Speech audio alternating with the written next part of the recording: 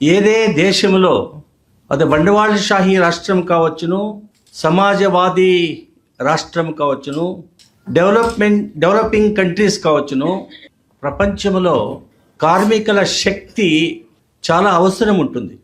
అది రైతు కార్మికులు కావచ్చును, కృషి కార్మికులు కావచ్చును, కార్ఖానాల కార్మికులు కావచ్చును. కార్మిక శక్తి లేనిది ఏది ఉత్పాదన సాధ్యము కాదు. ఇది మనకు తెలుసును, బండవాళషాహీలకు తెలుసును, సామ్రాజ్యషాహీలకు కూడా తెలుసును. తరతరాంతరాలుగా మానవ జాతి పుట్టిన కూడా సమాజ వ్యవస్థ అది యావరీతిగా సమాజ వ్యవస్థ ఉంటుందని ఆధారం పైన కార్మికుల ఒక కళ్యాణము, కార్మికుల శోషణ సతతముగా శతమానాలు ఇంకా ఇది జరుగుతూ వస్తుంది. బండవాళషాహీలు కార్మిక శక్తిని ఉపయోగించి డబ్బు పెట్టుబడి దానికన్నా ఎక్కువగా లాభాలు పొంది సామ్రాజ్యాలని స్థాపన చేసి వాళ్ళు సౌఖ్యంగా జీవించుతున్నారు. ఇది రాజు మహారాజుల కాలంలో ఇంకా నడుస్తుంది. కానీ రాజు మహారాజులు కొంతవరకు రైతులను గురించి, ప్రజానీకాన్ని గురించి, కార్మికులను గురించి కొన్ని సమాజ కళ్యాణాలు నీతుల్ని రూపించి అనుష్ఠానానికి తెచ్చినారు. కానీ అదేం ప్రయోజనం కాలేదు. మన దేశంలో 1947 ఇస్వీలో 15 ఆగస్టున తేదీ మనకంత స్వతంత్రం వచ్చింది. అది ఎలాంటి స్వతంత్రం అంటే సంసదీయ ప్రజాప్రభుత్వం వచ్చింది మనకి. సంసదీయ ప్రజాప్రభుత్వానికి పీపుల్స్ డెమోక్రసీకి చాలా తేడా ఉంది.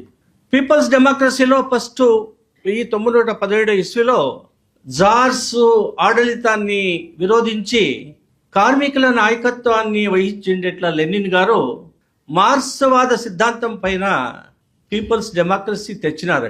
అక్కడ ప్రధానముగా ప్రొలెటేరియట్ డిక్టేటర్షిప్ ఉంటుంది. కానీ కమ్యూనిస్ట్ పార్టీలో మాత్రమే ఒక ఇంటర్నల్ డెమోక్రసీ ఉంటుంది. ఏదే పార్టీకి కూడా ఇంటర్నల్ డెమోక్రసీ ఉండేది లేదు. కింద ఘటకమునింక పార్టీ యూనిట్, అది తాలూకా కావచ్చు, గ్రామ పంచాయతీ కావచ్చు, హోబళీ కావచ్చును, జిల్లా కావచ్చును, ప్రాథమిక యూనిట్లో చర్చలు నడుస్తాయి. చర్చలు నడిచి విమర్శ చేస్తారు. నాయకత్వాన్ని గురించి కూడా విమర్శ నడుస్తుంది. ఇలాంటి విమర్శ ఏ పార్టీలో కూడా ఉండేది సాధ్యం లేదు. మూలభూతంగా ఉండేట్ల తత్వము మార్క్స్వాద పార్టీ తత్వాలు. దాని గురించి నేను మాట్లాడేకి ఎక్కువగా పోను. విషయం గురించి మాట్లాడాలని ఇక్కడికి వచ్చినాను. విషయం గురించి మాట్లాడి మనము తెలుసుకోవాల్సిన అవసరాలు చాలా ఉంది అని నా అభిప్రాయం. స్వతంత్రం పూర్వముగా కొన్ని కార్మిక శాసనాలు ఉన్నాయి. 1947 ఇస్వీలో కార్మిక శాసనం ఉంది. కార్మిక వివాదాలని ఎలా చేయాలి, అది న్యాయాలయాలు, అది న్యాయాధికరణం ఇంకా కార్మిక న్యాయాలయాలను ఇంకా ఇత్యర్థం కావాలి. కార్మిక వివాదాలని ముఖ్యంగా ఆ వివాదాలని ఇత్యర్థము కోర్టులు, న్యాయాలయాల ముఖాంతరం చేయాలి. లేదంటే ఒక ట్రేడ్ యూనియన్ అంటని 1926 ఇస్వీలో రాయల్ కమిషన్ ఆధారంగా స్వతంత్ర పూర్వముగా మనకి ఒక ట్రేడ్ యూనియన్ కాయిదే శాసనము 1926లో వచ్చింది. 1926, 1947 ఇలాంటి కార్మిక కళ్యాణాని కోసము 29 శాసనాలు మన భారతదేశంలో ఉన్నాయి. మన స్వతంత్రం పూర్వము, స్వతంత్రం అయిన తర్వాత. అంటే కార్మిక వివాదాలు ఉంటే ఉత్పాదన శక్తి, కార్మికులు శోషణకి ఉంటే అక్కడ ఆ ఉద్యమము, ఉత్పాదన శక్తి బాగా ఉండేదే లేదు అని శాసనాలు చెప్తాయి, సంవిధానం చెప్తుంది. 1947 అయిన తర్వాత, స్వతంత్రం వచ్చిన తర్వాత సంసదీయ ప్రజాప్రభుత్వం, ఇందులో ప్రజల ప్రజాప్రభుత్వం అని నేను అన్ను. కారణాలు చెప్తాను నేను.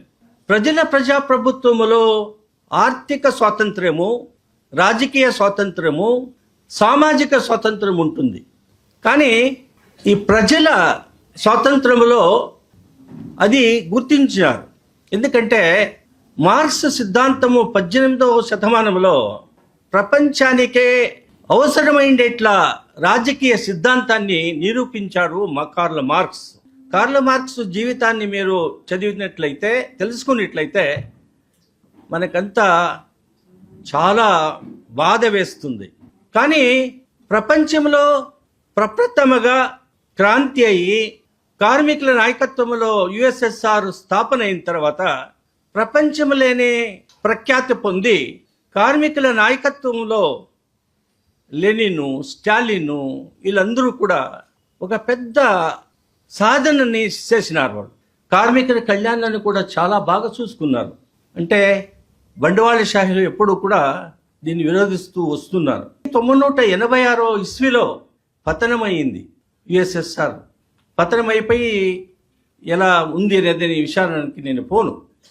కారణం ఏమంటే సామ్రాజ్యశాహీలు, బండవాళశాహీలు కార్మికుల నాయకత్వాన్ని ఒప్పేవాళ్ళు కాదు. మార్క్స్ సిద్ధాంతము వర్గరహితమైండేట్ల సమాజాన్ని రచన చేసేదానికి వాళ్ళు ఒప్పుకోరు. ఎందుకంటే వర్గరహిత సమాజంలో మార్క్స్వాద సిద్ధాంతం ముఖ్యమే వర్గరహిత సమాజాన్ని నిర్మాణం చేసేందుకు సాధ్యమవుతుంది. అది లేకుండా పోతే బండవాళశాహీలు, సామ్రాజ్యశాహీ రాష్ట్రాల్లో వర్గరహితమైనట్ల సమాజం నిర్మాణానికి సాధ్యమే లేదు. కార్ల్ మార్క్స్ సిద్ధాంతం దానికోసమే ప్రపంచంలో ప్రఖ్యాతి అయింది. యుఎస్ఎస్ఆర్ పోయిండొచ్చును, కానీ చైనా దేశంలో సమాజవాద బండవాళము ఉంది అని చెప్తున్నారు. కానీ ఎప్పటప్పటికీ కూడా మార్క్స్ సిద్ధాంతం పైన మార్క్స్వాది కమ్యూనిస్ట్ పార్టీ, ఎడపంథీయ కమ్యూనిస్ట్ పార్టీలంతా వచ్చినా కూడా రైతాంగాన్ని, ప్రజానికాన్ని, కార్మికుల్ని కళ్యాణమే వాళ్ళు కోరుతారు. ఇది చాలా ముఖ్యమైనట్ల విషయాన్ని మీరందరూ తెలుసుకోవాలి. ఇది తెలుసుకుంటే మాత్రము ఈ సదస్సుకి మంచి అర్థం ఉంటుంది అని నా అభిప్రాయం. అంటే స్వతంత్రం అయిన తర్వాత, రాజ్యాంగం వచ్చిన తర్వాత ప్రస్తావనలో నమోదించారు న్యాయము, జస్టిస్ అనేది ప్రస్తావనలో చెప్పినారు. ఈ న్యాయము అనే విచారాన్ని కూలంకుషంగా అక్కడ చెప్తారో సామాజిక న్యాయము, ఆర్థిక న్యాయము, రాజకీయ న్యాయము గురించి అక్కడ ప్రస్తావన చేస్తారు. అంటే జస్టిస్, ఈక్వాలిటీ, లిబర్టీ, ఫ్రెటర్నిటీ అనేట్ల విషయాలను ప్రస్తావనలో నమోదించారు. ఈ ఎన్ని పదాలకి కూడా తత్వ తాత్పర్యాలు ఉన్నాయి. ప్రతి ఒక్క పదము దానికి అర్థం ఉంది, అర్థయించారు. సంవిధానము, న్యాయాలయాలు, హైకోర్టులు కూడా, మరియు సుప్రీంకోర్టులు కూడా ఈ ఎన్ని అంశాలని, జస్టిస్ అనేదాన్ని, న్యాయం అనేదాన్ని, సమానత అనేదాన్ని, ఫ్రీడమ్ ఆఫ్ స్పీచ్ అనేదాన్ని, లిబర్టీ అనేదాన్ని, ఫ్రెటర్నిటీ అనే అట్లా అంశాలని సర్వోచ్చ న్యాయాలయము 52 ఏళ్ళు కింద 13 జనము న్యాయమూర్తులు సంవిధాన పీఠంలో వ్యాఖ్యానాలు విని, వాద వివాదాలన్నీ విని, సంవిధానము అంతా అర్థించుకొని అక్కడ ఒక తీర్పు ఇచ్చినారు. అది విషయం ఏమిటంటే కేశవానంద భారతి అనేది కేరళ రాజ్యమని, ఇంకా ల్యాండ్ రిఫార్మ్స్ కాయిదాని అప్పుడు అది సంవిధానబద్ధంగా ఉందా లేదా ఆ విషయం తీసుకొని సంసత్కి, పార్లమెంట్కి 368వ అనుచ్ఛేదంలో, అంటే ఆర్టికల్ 368లో ఎంతవరకు పార్లమెంటుకు హక్కు ఉంది అమెండ్మెంట్, తిద్దుపడి సంవిధానం చేసే దాని విచారాన్ని విమర్శించి అక్కడ తీర్పు చెప్పినారు. మూలభూతంగా ఉండేట్లా ప్రస్తావనలో న్యాయము, ఈక్వాలిటీ, సమానత, లిబర్టీ, ఫ్రెటర్నిటీ మరియు పార్లమెంటరీ డెమోక్రసీ అనేట్లా విచారాలను కూడా మూలభూత తత్వాలు. ఈ మూలభూత తత్వాల్ని సంసత్కి ఏదే కారణాలు కూడా తిద్దుపడి చేసేదానికి సాధ్యం లేదు అనేట్ల విషయాన్ని 52 ఏళ్ళ కింద చెప్పినారు. ఇది సర్వోచ్చ న్యాయాలయం చెప్పిండేట్ల విషయం. ఆ తీర్పు ఇప్పటికీ కూడా జీవంతంగా ఉంది. కాబట్టి సంసత్కి కానీ, విధానసభలకు కానీ ఈ హక్కుల్ని ప్రజానీకము హక్కుల్ని తీసేసేదానికి సాధ్యం లేదు. ఎందుకంటే 13 న్యాయమూర్తుల సంవిధాన పీఠం తీర్పు, ఆ తీర్పు సంవిధానము అనుచ్ఛేదం 141 ప్రకారం ప్రతి ఒక్కరికి కూడా అన్వయిస్తుంది. సుప్రీంకోర్టుకి chief justice, judges, president of India, prime minister, cabinet ministers అందరికీ కూడా దానిపైన బాధ్యత ఉంది. ఇది మనం తెలుసుకోవాలి. ఇప్పుడు మీకు ఈ ప్రస్తావనని సుప్రీంకోర్టు ఏం చెప్పినారు అనే విషయాన్ని చెప్పినాను. సామాజిక న్యాయం అనేది మూలభూత తత్వం. కార్మికులకి సామాజిక న్యాయం ఇవ్వాలే అని సంవిధానం చెప్తుంది, రాజ్యాంగం. దీన్ని సుప్రీంకోర్టు వాళ్ళు ఒప్పినారు. ఎందుకు కార్మికులకి మాత్రం సామాజిక న్యాయం ఇవ్వాలి అని ఎవరైనా ప్రశ్న మొత్తం అడిగితే, మన రాజ్యాంగాన్ని సంవిధాన శిల్పి అయిండేట్లా అంబేద్కర్ నాయకత్వంలో చైర్మన్షిప్లో చాలా ఘనమైనట్లా సంవిధానాన్ని మేము రచన చేసుకో ఉన్నాము. సంసదీయ ప్రభుత్వము ప్రకారము పార్లమెంటు ప్రతినిధుల్ని, విధానసభ ప్రతినిధుల్ని, స్థళీయ సర్కారం, గ్రామ పంచాయతీలు, మున్సిపాలిటీలు, మున్సిపల్ కార్పొరేషన్లో కూడా మీ అడల్ట్ ఫ్రాంచైజ్ ప్రకారము ఎన్నిక చేసుకొని సార్వభౌమత్వాన్ని వాళ్ళకి ఇచ్చి సంవిధానము కింద సమస్త జనాల్ని, కార్మికులు కానీ, కృషి కార్మికులు కానీ, మహిళలు కానీ, యువకులు కానీ, ప్రతి ఒక్క మనిషికి ప్రజానీకాన్ని స్వతంత్రం వచ్చిన తర్వాత రాజ్యాంగం నీతి అనుష్ఠానానికి తెచ్చి అక్కడ రాజ్యభారాలు ఆడలితం ఇవ్వాలని సంవిధానంలో చెప్తుంది. ఇది మేము అన్ని రాజకీయ పక్షాలు కూడా ప్రతిపాదన చేస్తాయి. కానీ ప్రతిపాదన చేస్తూ కార్మిక విరోధి నీతుల్ని, మహిళా విరోధి నీతుల్ని, రైతు విరోధి నీతుల్ని చేస్తూ వస్తున్నారు. ఇది మీరు గమనించాలి. చాలా సంసదీయ ప్రజాప్రభుత్వం రూపురేషాలకి ఇది సంబంధం లేదు. ఎందువరకు ఈ రీతి కార్మికుల్ని ప్రజానీకానికి విరోధంగా నడుచుకుంటారంటే, వాళ్ళు బలపంతీయంలో ఉండేట్లా రాజకీయ పక్షాలు, రాజకీయ నాయకులు, అది ఏదే పార్టీ కానీ, దీన్ని మీరు గుర్తించుకోకుండా పోతే మీకు, మీ పిల్లలకు భవిష్యత్తు, మరి ఈ దేశానికి భవిష్యత్తు లేదు అనేట్ల విచారాన్ని ఈ సందర్భంలో నేను చెప్పగలుగుతాను. బంధువులారా, అంటే సామాజిక న్యాయాన్ని ఎవరికి ఇవ్వాలి అనేది రాజ్యాంగంలో చెప్తుంది. రాజ్యాంగంలో ఎవరికి చెప్తుంది అంటే, కార్మికులకి సామాజిక న్యాయం కావాలి, మహిళలకు సామాజిక న్యాయం కావాలి, దీన దళితులకు సామాజిక న్యాయం కావాలి, వెనుకపడిండేట్లా వాళ్ళు విద్యలో సామాజికంగా వెనుకపడిండేట్లా ఆ పంగడాలకు కూడా సామాజిక న్యాయం కావాలి. సామాజిక న్యాయం అంటే ఏమి? ఎందుకు సామాజిక న్యాయం కార్మిక వర్గాలకి? సామాజిక న్యాయం అంటే ఇది మేము సర్వోచ్చ న్యాయాలయం చెప్పిండే విచారాన్ని చెప్తున్నాను. మేము రాజ్యాంగాన్ని అర్థయించి, వ్యాఖ్యానాలు చేసిన తర్వాత అర్థయించి తీర్పులు ఇచ్చినారు. అంటే సంవిధానం ప్రకారము న్యాయాంగంలో ఇచ్చిండేట్ల తీర్పులు ఇప్పుడప్పటికే నేను చెప్పినట్లు 141 అనుచ్ఛేదం ప్రకారము అందరిపైన బాధ్యత ఉంది, అందరికీ అన్వయిస్తుంది. కాబట్టి సుప్రీంకోర్టు తీర్పుల్ని మీరు అమలు చేయాలి అనేది విషయం నేను చెప్తున్నాను.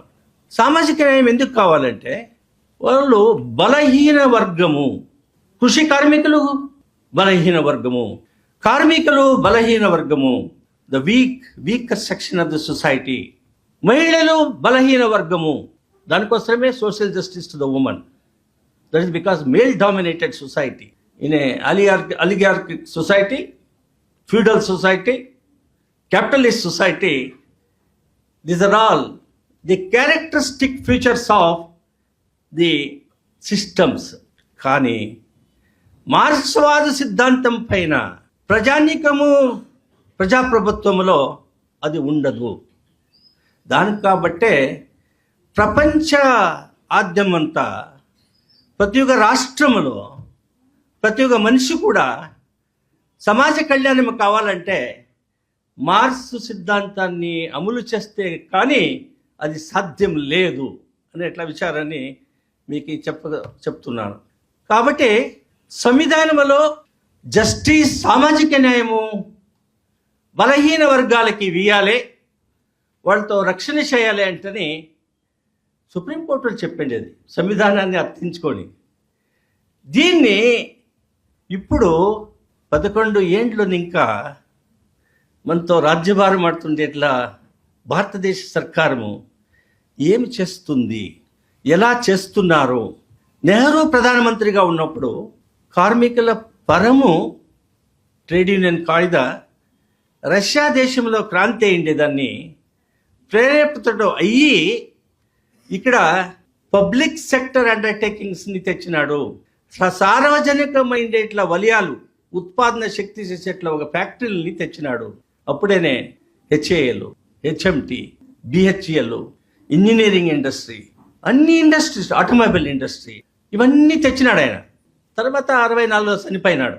అయిన తర్వాత చరిత్ర మనకి తెలిసిండేది. ఇందిరాగాంధీ వచ్చినప్పుడు 67వ ఇస్వీలో ఈ ప్రజానీకం అంతా యాంటీ కాంగ్రెస్గా, విశేషంగా ప్రధానిగా మంత్రి అయిన ఇందిరాగాంధీ పైన పెద్ద పోరాటాలు నడిచినాయి. ఎమర్జెన్సీ వచ్చింది. ఇవంతా మనకు తెలిసిండే ఎట్లా విషయాలే. కాబట్టి నెహ్రూ అప్పుడు సార్వజనికమైన ఇట్లా ఉత్పాదన శక్తి ఫ్యాక్టరీస్ని, ఇండస్ట్రీస్ని, ఎస్టాబ్లిష్మెంట్ని మనకి ఇచ్చిపోయాను. అప్పుడు సోషలిస్ట్ అనే ఇట్లా పదము సంవిధానము ప్రస్తావనలో లేదు. సోషలిస్ట్ ప్యాటర్న్ ఆఫ్ సొసైటీని సంసదీయ ప్రజాప్రభుత్వము వ్యవస్థలో సాధ్యమా అనేట్లా దాన్ని మనం ఆలోచించేస్తే ఖండితంగా కూడా సాధ్యం కాదు. ఇట్ ఈస్ ఎ సంసదీయ ప్రజాప్రభుత్వము మార్క్స్వాద సిద్ధాంతం పైన ఆధారం పడేట్లా, రాజ్యాంగంలో ఉండేట్లా ఆడళితము సంసదలో మన జనాలు లేరు, విధానసభలో మన జనాలు లేరు. కాబట్టి మార్క్స్ సిద్ధాంతం కింద ఏది సర్కారం, ఏది ప్రతినిధులు లేరో, ఎవరైతే సర్కారాలు నడిపేదానికి సాధ్యం లేదో అక్కడ సమాజవాదాన్ని తెచ్చేదానికి సాధ్యమే లేదు అనేట్లా విచారాన్ని మీకు తెలియజేస్తున్నాను బంధువులారా. కాబట్టి ఇప్పుడు ఈ బలపంతీయమైనట్ల రాజకీయ పక్షాలు, ఆ పక్షాల పేర్లు నేను చెప్పేకపోను. భారతదేశంలో భారత సర్కారంలో ఎన్డీఏ సర్కారం, ఆంధ్రప్రదేశంలో ఎన్డీఏ సర్కారము, తెలుగుదేశం ప్రాదేశిక పక్షాలు. మీరు సూక్ష్మంగా మీరు వీక్షణ చేయాలి. ఇది జనపరం, ప్రజానీకం పరంగా ఉన్నారా అని మీరు ప్రశ్న మీరు వేసుకుంటే దానికి ఉత్తరము లేదు అని చెప్పాలి. ఎందుకంటే 77 స్వతంత్ర భారతదేశంలో అసమానతే, ఇన్ఈక్వాలిటీ అనేది చాలా పెద్ద రీతిలో ఉంది. హరిజనులుగా ఉన్నారు. అన్టచబిలిటీ ప్రొహిబిషన్ అయింది సంవిధానంలో. అన్టచబిలిటీని ప్రాక్టీస్ చేస్తున్నారు మేలువర్గ జనాలు. మహిళలకు న్యాయం సిక్కిందంటే లేనే లేదు. మహిళ పేరట్లో ఆస్తులు ఉన్నాయంటే ఈ కరప్ట్ ఆఫీసర్స్, కరప్ట్ పాలిటీషియన్స్ వాళ్ళు ధర్మపత్నిల పైన బినామీ ట్రాన్సాక్షన్ చేసి వాళ్ళ పేరులో కొంత మాత్రమే ఉంది. కానీ సహధర్మిలకి సమానముగా వాళ్ళకి ఆస్తుని వీలేదు. కార్మిక శక్తులకి ఏమైనా వాళ్ళ హక్కులు ప్రతిపాదన చేస్తున్నారా, వాళ్ళకి సమాజ కళ్యాణాన్ని తెస్తున్నారా అని అడిగితే అది కూడా లేదు. కాబట్టి ఇక్కడ మనము తెలుసుకోండేట్ల విషయం ఏమంటే సంవిధానం ప్రకారమేనే సామాజిక న్యాయాన్ని కార్మిక శక్తులకి వీయాల్సి ఉంది. నిర్దేశ తత్వాలలో 4వ భాగం సంవిధానం రాజ్యాంగంలో 42 అనుచ్ఛేదంలో చెప్తారు, కార్మిక కళ్యాణ కోసము శాసనాలు పార్లమెంట్లో తేవాలి, విధానసభలో తేవాలి. శాసనాలు తెచ్చి దాన్ని అమల్లో పెట్టి ఆ వర్కింగ్ క్లాస్ అనేది ఒక క్లాస్, రైతులు కార్మికులు ఒక వర్గానికి చేరిండేట్ల జనాలు, వేరే వాళ్ళు ఎవరు వర్గానికి చేరిండేట్ల జనాలు కాదు. Is a working class, both the pheasant and the laborers, either agricultural laborers or the industrial laborers. They constitute a class. ఈ క్లాస్ వర్గము పోరాటాలు ఈ దేశంలో స్థగితమైపోయినాయి. వర్గ పోరాటాలు లేనిది మీ సర్కారాలు తెచ్చేదానికి సాధ్యం కాదు. కాబట్టి ఇలాంటి పరిస్థితిలో భారత సర్కారము మీ పరముందా, సంవిధాన పరముందా అని ప్రశ్న వేస్తే మీ పరము లేదు, సంవిధానం పరము కూడా లేదు అని ఉత్తరం చెప్పాల్సి ఉండేట్లా ఆవశ్యకత ఉంది. చెప్పాలి మనం అలాగే. ఎందుకంటే 42 అనుచ్ఛేదంలో ప్రస్తావనలో సామాజిక న్యాయం అని చెప్తూ, కార్మికుల కళ్యాణాన్ని తేవాలని చెప్తూ, కార్మికుల్ని శోషణకి చేయకూడదు, వాడు కష్టపడే దానికి కూలి బియ్యాలి, వాడు కష్టపడితే అనే కుటుంబం అంతా బాగా చూసుకునేదానికి సాధ్యమవుతుంది. దానికోసమే అదే ఒక ఫ్యాక్టరీలో సెటిల్మెంట్ అయితే అది ఎకనామిక్స్, ఆర్థికంగా దాన్ని విశ్లేషణ చేసి అక్కడ సెటిల్మెంట్ అవుతుంది. ఒక ఫ్యామిలీకి ఎంత జీవనం చేసేదానికి కావాలి, వాళ్ళ బిడ్డలు ఎందుకు కావాలి, ఆరోగ్య పరిస్థితి ఏమి, ఇల్లు పరిస్థితి ఏమి, ఇవన్నీ కాంపోనెంట్లు చేరితే మాత్రమే వేజ్ ఫిక్సేషను, సెటిల్మెంటు ఒక ఇండస్ట్రీలో నడిచేది. కాబట్టి ఇవన్నీ మీరు కష్టపడి మీ చెమటని, రక్తాన్ని చెమటగా ఉత్పాదన సలకరణలు మీరు సమాజానికి, దేశానికి ఇస్తే అది సంపత్తి అవుతుంది, అది దేశ సంపత్తి అవుతుంది. రైతులు అన్నదాతలు, రైతులు మాత్రమే కృషి చేస్తే పంటలు పండుతాయా? కావు. కృషి కార్మికులు కూడా దాంట్లో భాగ్యులైతే, కష్టం చేస్తే అక్కడ కృషి పండుతుంది. కృషి ఆధారిత పైన ఉండేట్లా రాష్ట్రం ఇది. 66% వారి జనాలు గ్రామీణ ప్రదేశంలో వాసిస్తున్నారు. కాబట్టి ఇక్కడ ఒక్క మనిషి, ఒక వర్గాన్ని బండవాళశాహి ఒక వర్గము శోషణ చేసేదానికి ఇడకూడదు. అది శాసనబద్ధంగా పరిమితి లేదు, సంవిధానం దానికి విరోధంగా ఉంది అని మనము తెలుసుకోవాలి. ఇప్పుడు నేను ఇప్పుడే మీకు చెప్పినాను, 29 శాసనాలు లేబర్ గురించి ఉన్నాయి. 19 ఇస్విని ఇంకా 2014లో ఎన్డీఏ సర్కారం వచ్చింది. దానికి ఎన్నికట కాంగ్రెస్ సర్కారము, సమ్మిశ్ర సర్కారాలంతా నడిచినాయి. దీని గురించి ఎవరైనా ఆలోచన చేసినారా? మీతో ప్రతిపాదన చేసినారా? మీతో సంరక్షణ చేసేదానికి ప్రయత్నాలు చేసినారా అని అడిగితే ఏ సర్కారము కూడా అక్కడో ఇక్కడో కొంచెము బిస్కెట్ వేసి అంత మాత్రానికే పెట్టుకున్నారు. కానీ అది చేసినంటే ఈ దేశంలో 48% వారు అవిద్యావంతులు, అనక్షరస్తులు ఉండేదానికి సాధ్యం లేదు. 143 కోట్ల జనసంఖ్యలో 50 కోట్ల పైన నిరుద్యోగస్తులు ఉన్నారు. రైతులు పిల్లలకి విద్యాభ్యాసము చాలా డబ్బు ఖర్చు పెట్టే మాత్రం సాధ్యమవుతుంది. వాళ్ళ పిల్లలు ఉద్యోగాలు చిక్కుతున్నాయంటే పదవి అయిన తర్వాత లేదు. కార్మికులకు కొడుకులు, బిడ్డలు వాళ్ళు వైద్యులు అయ్యేదానికి, లాయర్లు అయ్యేదానికి, రాజకీయ నాయకులు అయ్యేదానికి, న్యాయమూర్తులు అయ్యేదానికి సాధ్యం ఉందా ఈ దేశంలో అంటే సాధ్యం లేదు. ఎందుకంటే ఈ సమాజ నియంత్రణ అంతా కూడా బండవాళశాహీలు మరియు మార్క్స్వాదు పార్టీ వాళ్ళు చెప్పేది స్వదేశీ బండవాళశాహీలు కాదు, ఇది అంతర్రాష్ట్రీయ బండవాళశాహీలు నియంత్రణ చేసేది మార్క్స్వాది కమ్యూనిస్ట్ పార్టీ సిద్ధాంతం. దానికోసమే కమ్యూనిస్ట్ పార్టీ ఆఫ్ ఇండియా 1964 ఇస్విలో విభాగమైంది. ఇది ఐడియాలజికల్ డిఫరెన్సెస్.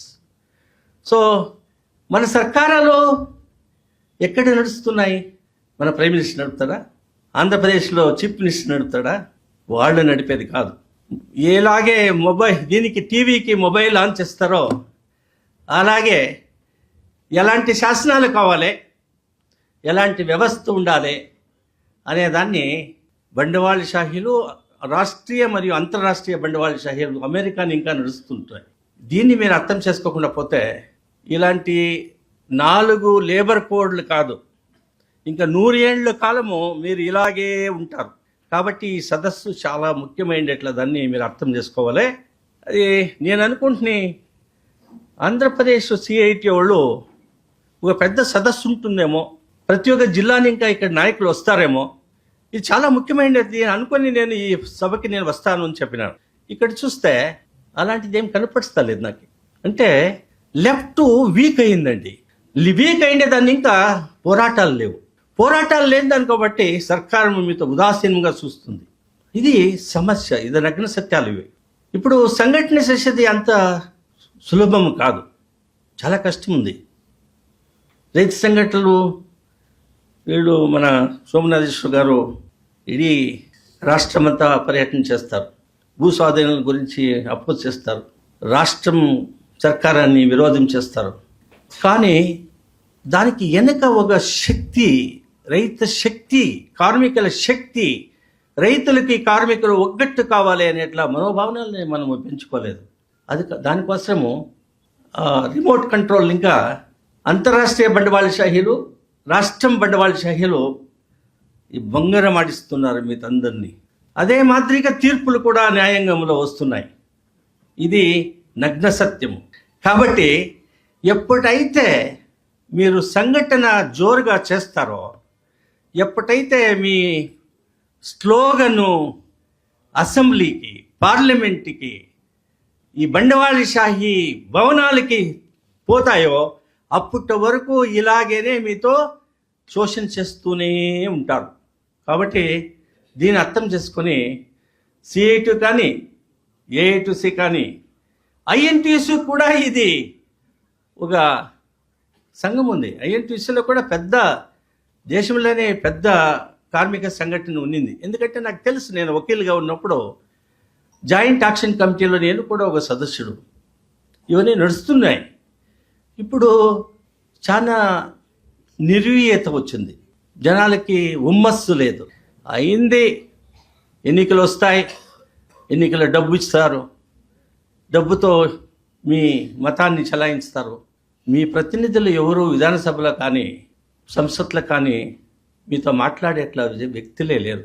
పార్లమెంట్లో 212 పైన బండవాళశాహీలు, కైగారికోద్యముల ప్రతినిధులు ఉన్నారు. వాళ్ళందరూ మీతో గురించి యోచన చేస్తారా? వాళ్ళు చేయని దానికోసమే ఇలాంటి లేబర్ కోడ్స్ వచ్చినాయి.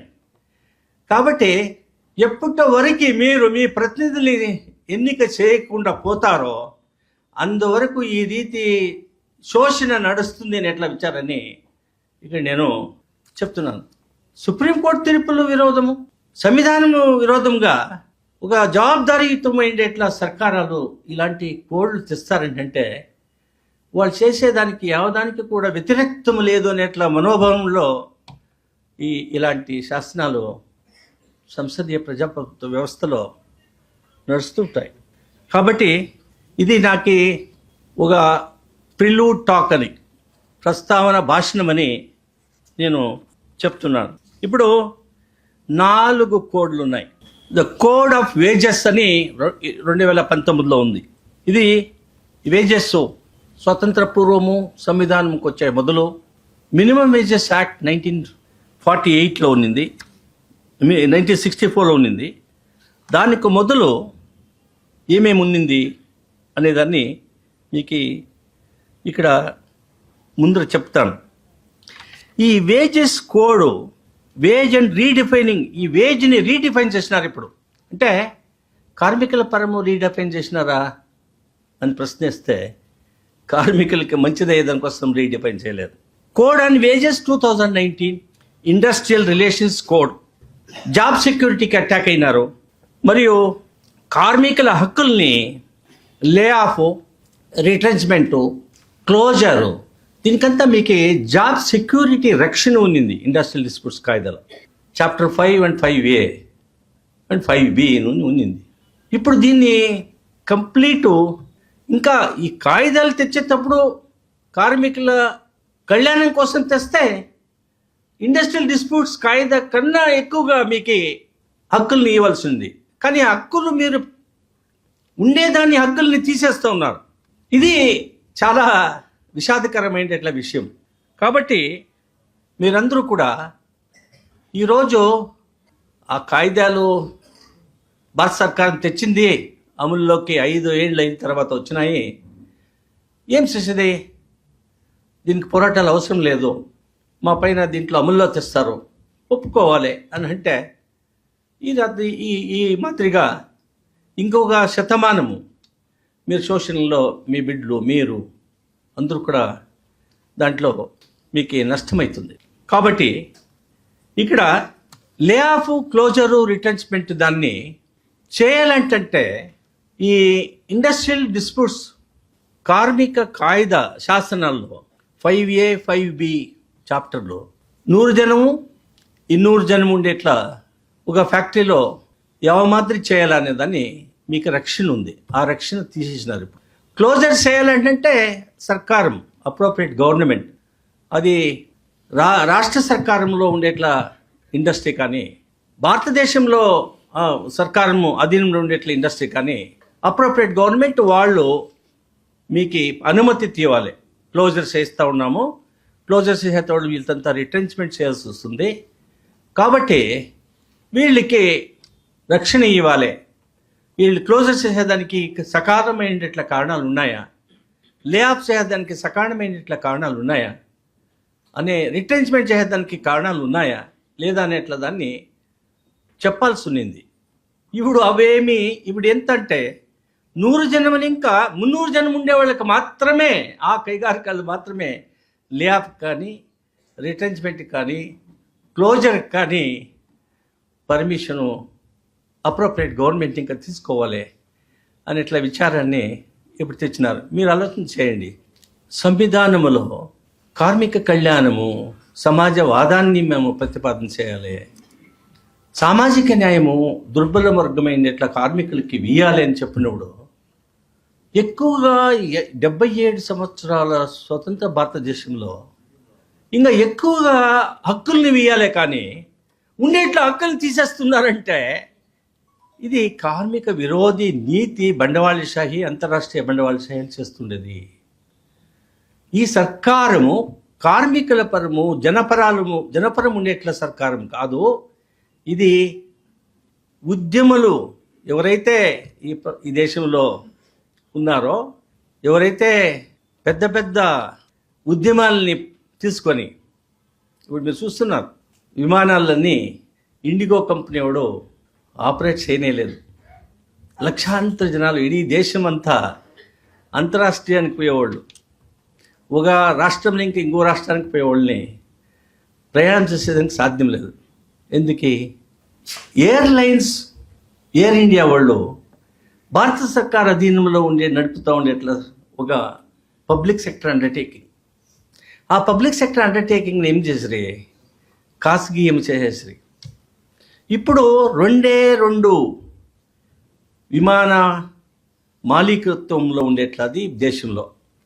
అంటే గవర్నమెంట్ అధీనంలో ఉండేట్లా ఇండస్ట్రీస్ మన అందరూ సొత్తు, పబ్లిక్ సెక్టర్ అండర్టేకింగ్స్. మీకు అందరికీ హక్కు ఉంది. మీ ట్యాక్స్ అమౌంట్, మీ పాలు మీరు సంపాదన చేసిన దాంట్లో పట్టుబడి ఉంది. షేర్ హోల్డింగ్ మీదంతా డబ్బు అక్కడ ఉంది. మాది ఇన్కమ్ ట్యాక్స్ కట్టిన డబ్బు అక్కడ ఉంది. కానీ ఇది టాటాకి అమ్మేసినారు. టాటా ఇది ఎందుకు అమ్మినారు? ఇది సిక్ ఇండస్ట్రీ, దాని ఇంకా లాభాలు వస్తలేదు, కాబట్టి ఇది నడిపే దానికి సాధ్యం లేదు అని ఖాసగీయం చేసినారు. దాని పక్కలో ఇండిగోడు ఈరోజు 1000 విమానాలన్నీ పారాడిస్తున్నాడు. సర్కారం చెప్పింది ఏమింటే వెనుక ఒక సంవత్సరం వెనుక ఏం చెప్పింది ఏంటంటే, ప్రయాణికుల ఒక ఆరోగ్యం గురించి పైలట్లని 8 గంటలు మాత్రమే వాళ్ళు సేవని తీసుకోవాలి. 8 గంటల పైన తర్వాత చేస్తే ఆపరేషన్ చేయదంట్లో పైలట్లు కొంచెం నెగ్లిజెన్స్ అవుతుంది, తొందర అవుతుంది. కాబట్టి మీరు ఎన్ని ట్రిప్పులు ఎన్ని విమానాలని మీరు పారాడిస్తారో దాంట్లోకి 8 గంటలు మాత్రమే కార్మికులకి ఈ పైలట్స్కి టైమింగ్స్ ఇచ్చేస్తే 1 ఇయర్ అయిందండి. దీనికి ఒక నిర్దేశనము ఢిల్లీలో ఉంది, విమానయాన ఖాతా ఉంది. మీ రాష్ట్రము మంత్రి చాలా చాలా చలువుగా మాట్లాడతాడు, మంచి అబ్బాయి. కానీ ఏం చేసేదానికి సాధ్యం కాలేదు. ఒక సంవత్సరం కూడా ఈడు కాశీకి ఇండిగో పోవడం 8 గంటలను అమలులోకి తేనే లేదు. తేకుండానే జనాలకి చెప్పకుండా, సర్కారానికి చెప్పకుండా 1000 విమాన యానాల్ని స్థగితం చేసినాడు.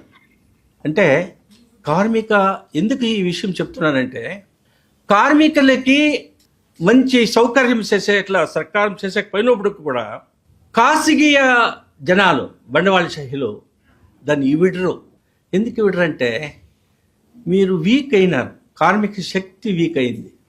సర్కారానికే వాడు ఏమైనా చేసుకో అని చెప్పేసి, అంటే మనాపలి 2 అయింది. ఇది ఒకటి టాటా, ఇంకొకటి ఇండిగో.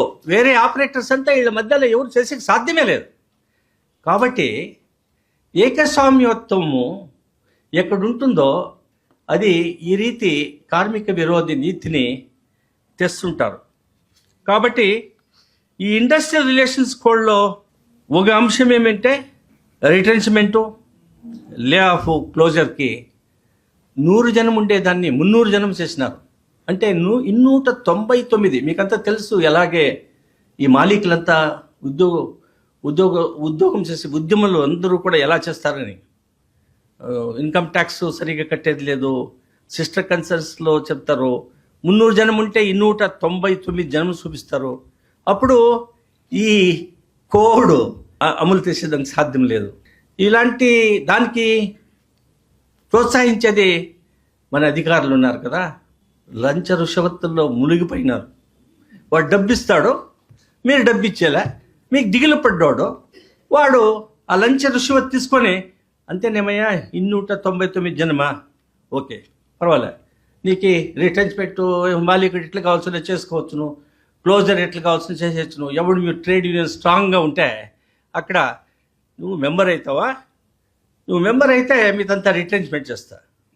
ఇట్లా బెదిరించుకొని కైగారికలన్నీ, కార్ఖానాలన్నీ నడుపుతూ వాళ్ళ పట్టుబడి మీరు శమనింక ఉండేట్లా దాన్ని అక్కడ ఆ పట్టుబడి పెడుతూ మీ కష్టాన్ని దొంగలించుకుంటూ వాడు పెద్దోడయ్యి రాష్ట్రంలో వాని ఉద్యములు, అంతర్రాష్ట్రీయంలో వాని ఉద్యములు, అన్ని తావులో కూడా ఇప్పుడు ఒకే ఒక వ్యక్తి, అన్ని ఎయిర్పోర్ట్లు కూడా ఒకే ఒక వ్యక్తికి, అన్ని పోర్ట్లు కూడా ఒకే ఒక వ్యక్తికి, అన్ని కాంట్రాక్టర్లంతా ఒకే ఒక వ్యక్తికి దీంట్లో ఉన్నారు ముందు అనేదాన్ని మీరు అర్థం చేసుకోవాలి. ఎలాగే చునావణలు నడుస్తున్నాయి. మీరు మన సుప్రీంకోర్టు వాళ్ళు 23వ ఇస్వీలో ఈ బాండ్స్, ఎలక్షన్ బాండ్స్ 1000 కోట్లు ఎలాగే కైగారిక వాళ్ళు వీళ్ళతో బెదిరిస్తే సిబిఐ వాడు, ఈడీ వాడు, ఇంకోడు వాడు 106 కోట్లు ఇచ్చేసినారు ఒక పక్షానికి. అక్కడ మీకు ఫేర్ అండ్ ఫ్రీ ఎలక్షన్స్ ఎక్కడ ఎలా అవుతుందండి? సాధ్యమే లేదు.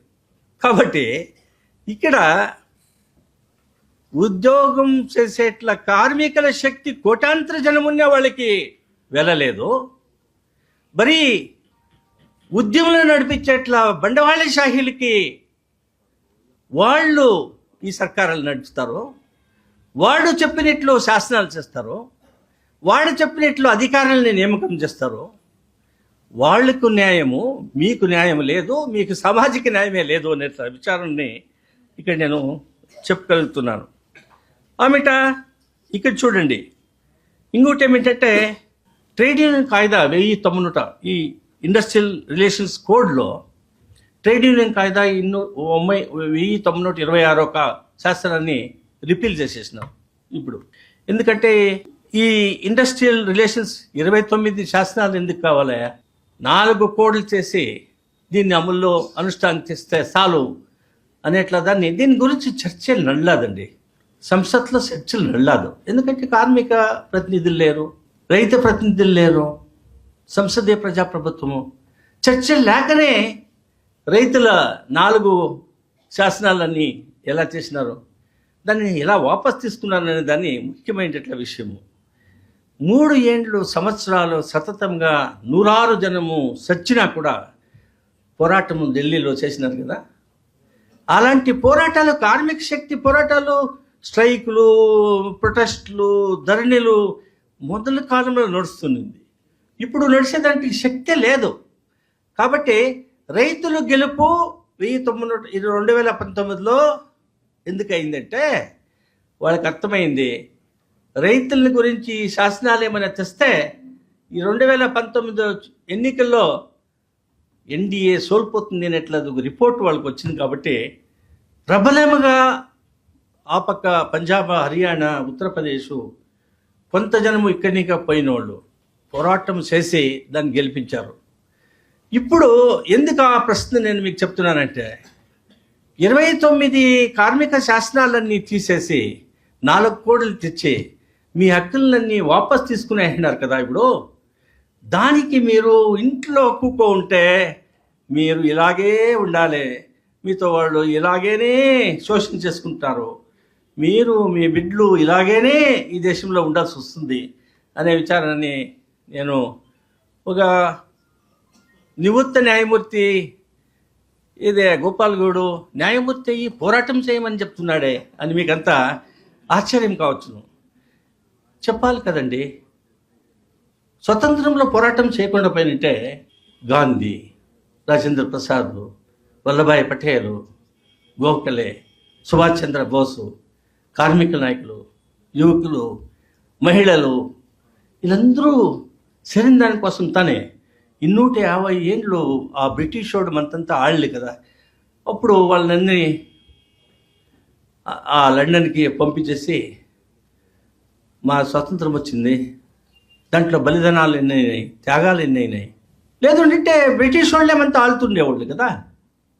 మనకి 75 సంవత్సరాలు స్వతంత్రం వచ్చింది. కానీ ఈ స్వతంత్రం వచ్చినా కూడా మనకి న్యాయం లేదు, న్యాయం సిక్కలేదు. మీ సార్వభౌమత్వము మీ పార్లమెంట్ సభ్యులకి ఇచ్చి సంసత్లో పోయి మా పరం మాట్లాడాయంటే కార్మికుల విరోధి కోడ్లు తెస్తుంటే మాట్లాడేవాడే లేడు కదా.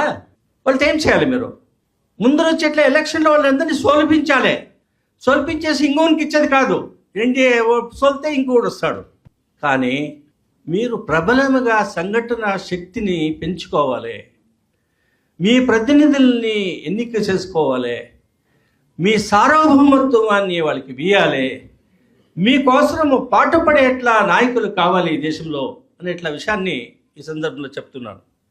ఇక ట్రేడ్ యూనియన్ కాయిదే 1926లో ఇస్వీలో రాయల్ కమిషన్ని నియామకం చేసి బ్రిటిష్ కాలంలో కూడా ఒక కైగారికములో ఒక కార్ఖానాలు లక్షాంతర జనాలు కార్మికులు ఉంటారు.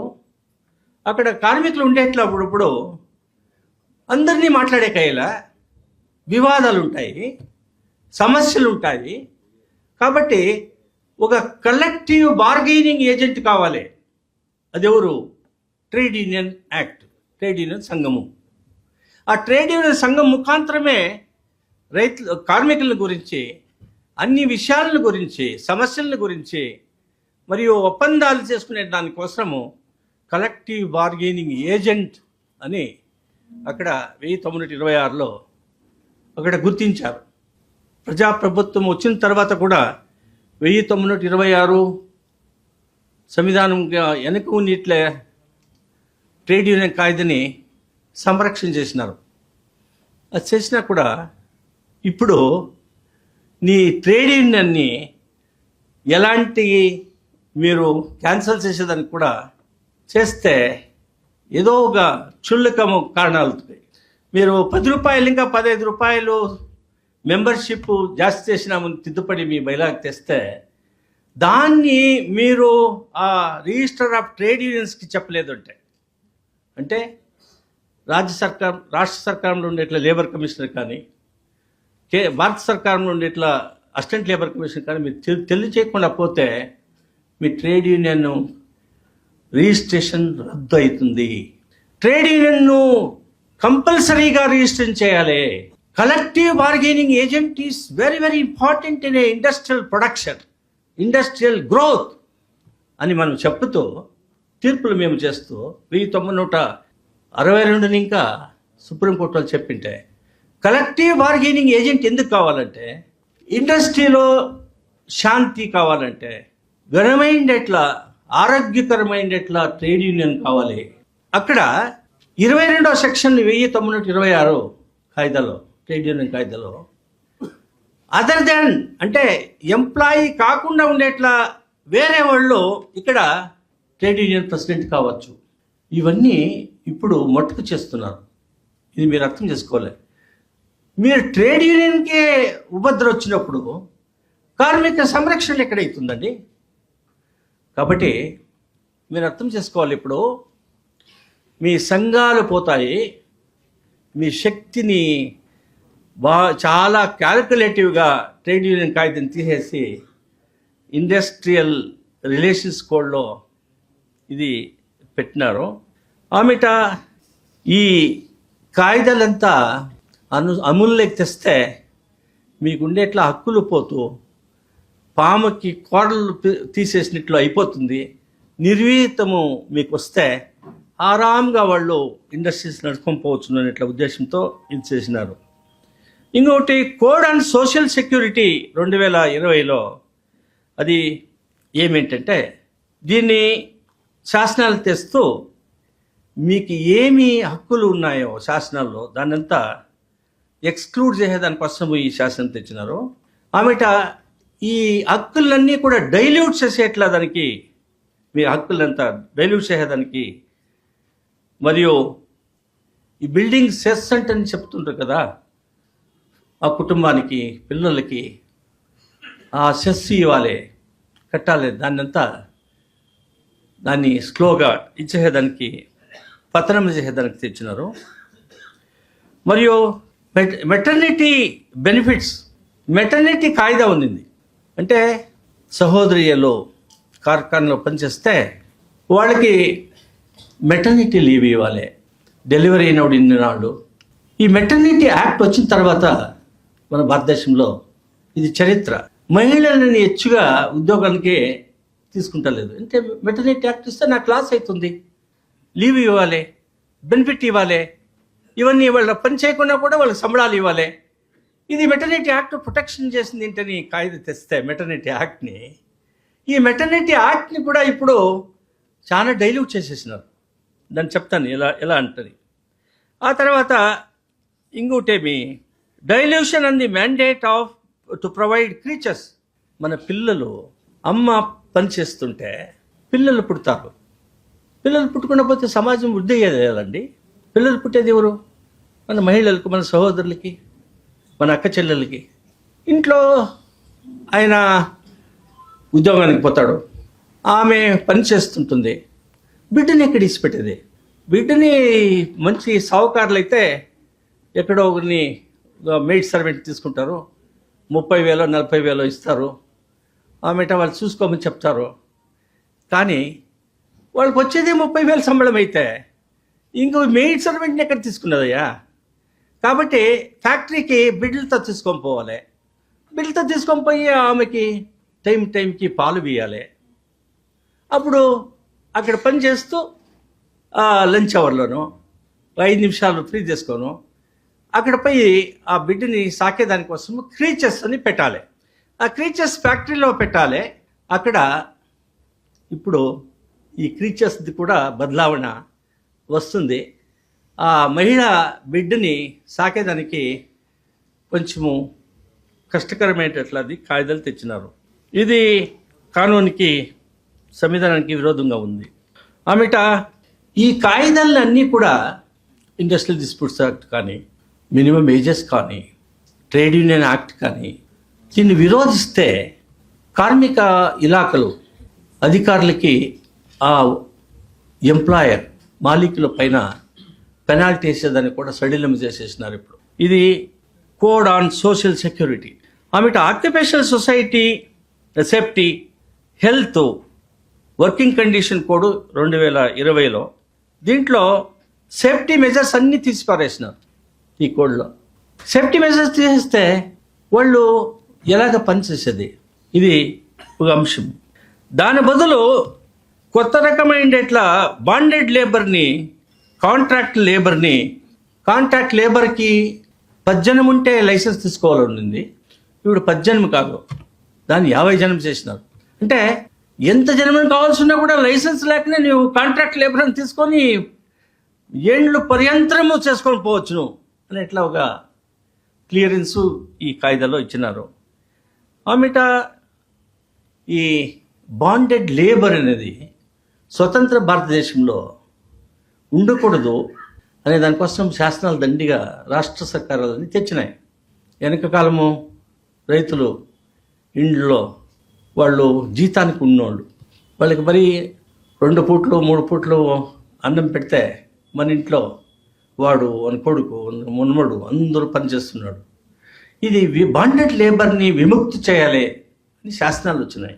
ఇప్పుడు ఈ కాయిదా మనము వైజ్ఞానిక యుగము, దేశం ప్రగతి అవుతుంది, ఆర్థికంగా మేము స్వావలంబన ఉన్నాము అని భాషణాలు కొట్టేది కాదు. నీ కాయిదా ఏం చెప్తుందయ్యా? కార్మిక శక్తుల్ని మీరు బాండెడ్ లేబర్ చేస్తున్నారే, కాంట్రాక్ట్ లేబర్ని ఫ్రీగా ఇస్తున్నారే, ఇది ప్రగతినా? ఇది ఆర్థిక స్వావలంబమా అనేదాన్ని మీరు అర్థం చేసుకోవాలి. అది కాకుండా మహిళలండి, భారతదేశంలో అమెరికాలో లేము మనం, యూరోపియన్ కంట్రీస్లో లేము మనము. మన సంస్కృతి మనకుంది. మనకి శాసనబద్ధాలు ఉన్నా కూడా, పోలీస్ ఇలాఖలు ఉన్నా కూడా, రేప్ కేసులు కన్విక్షన్ ఇచ్చినా కూడా నైట్ టైము వాళ్ళు జీవించేది చాలా కష్టము. దానికి ఇంతవరకు కూడా మహిళలకు నైట్ షిఫ్ట్ లేదు. కానీ ఇప్పుడు night shift is compulsory for women.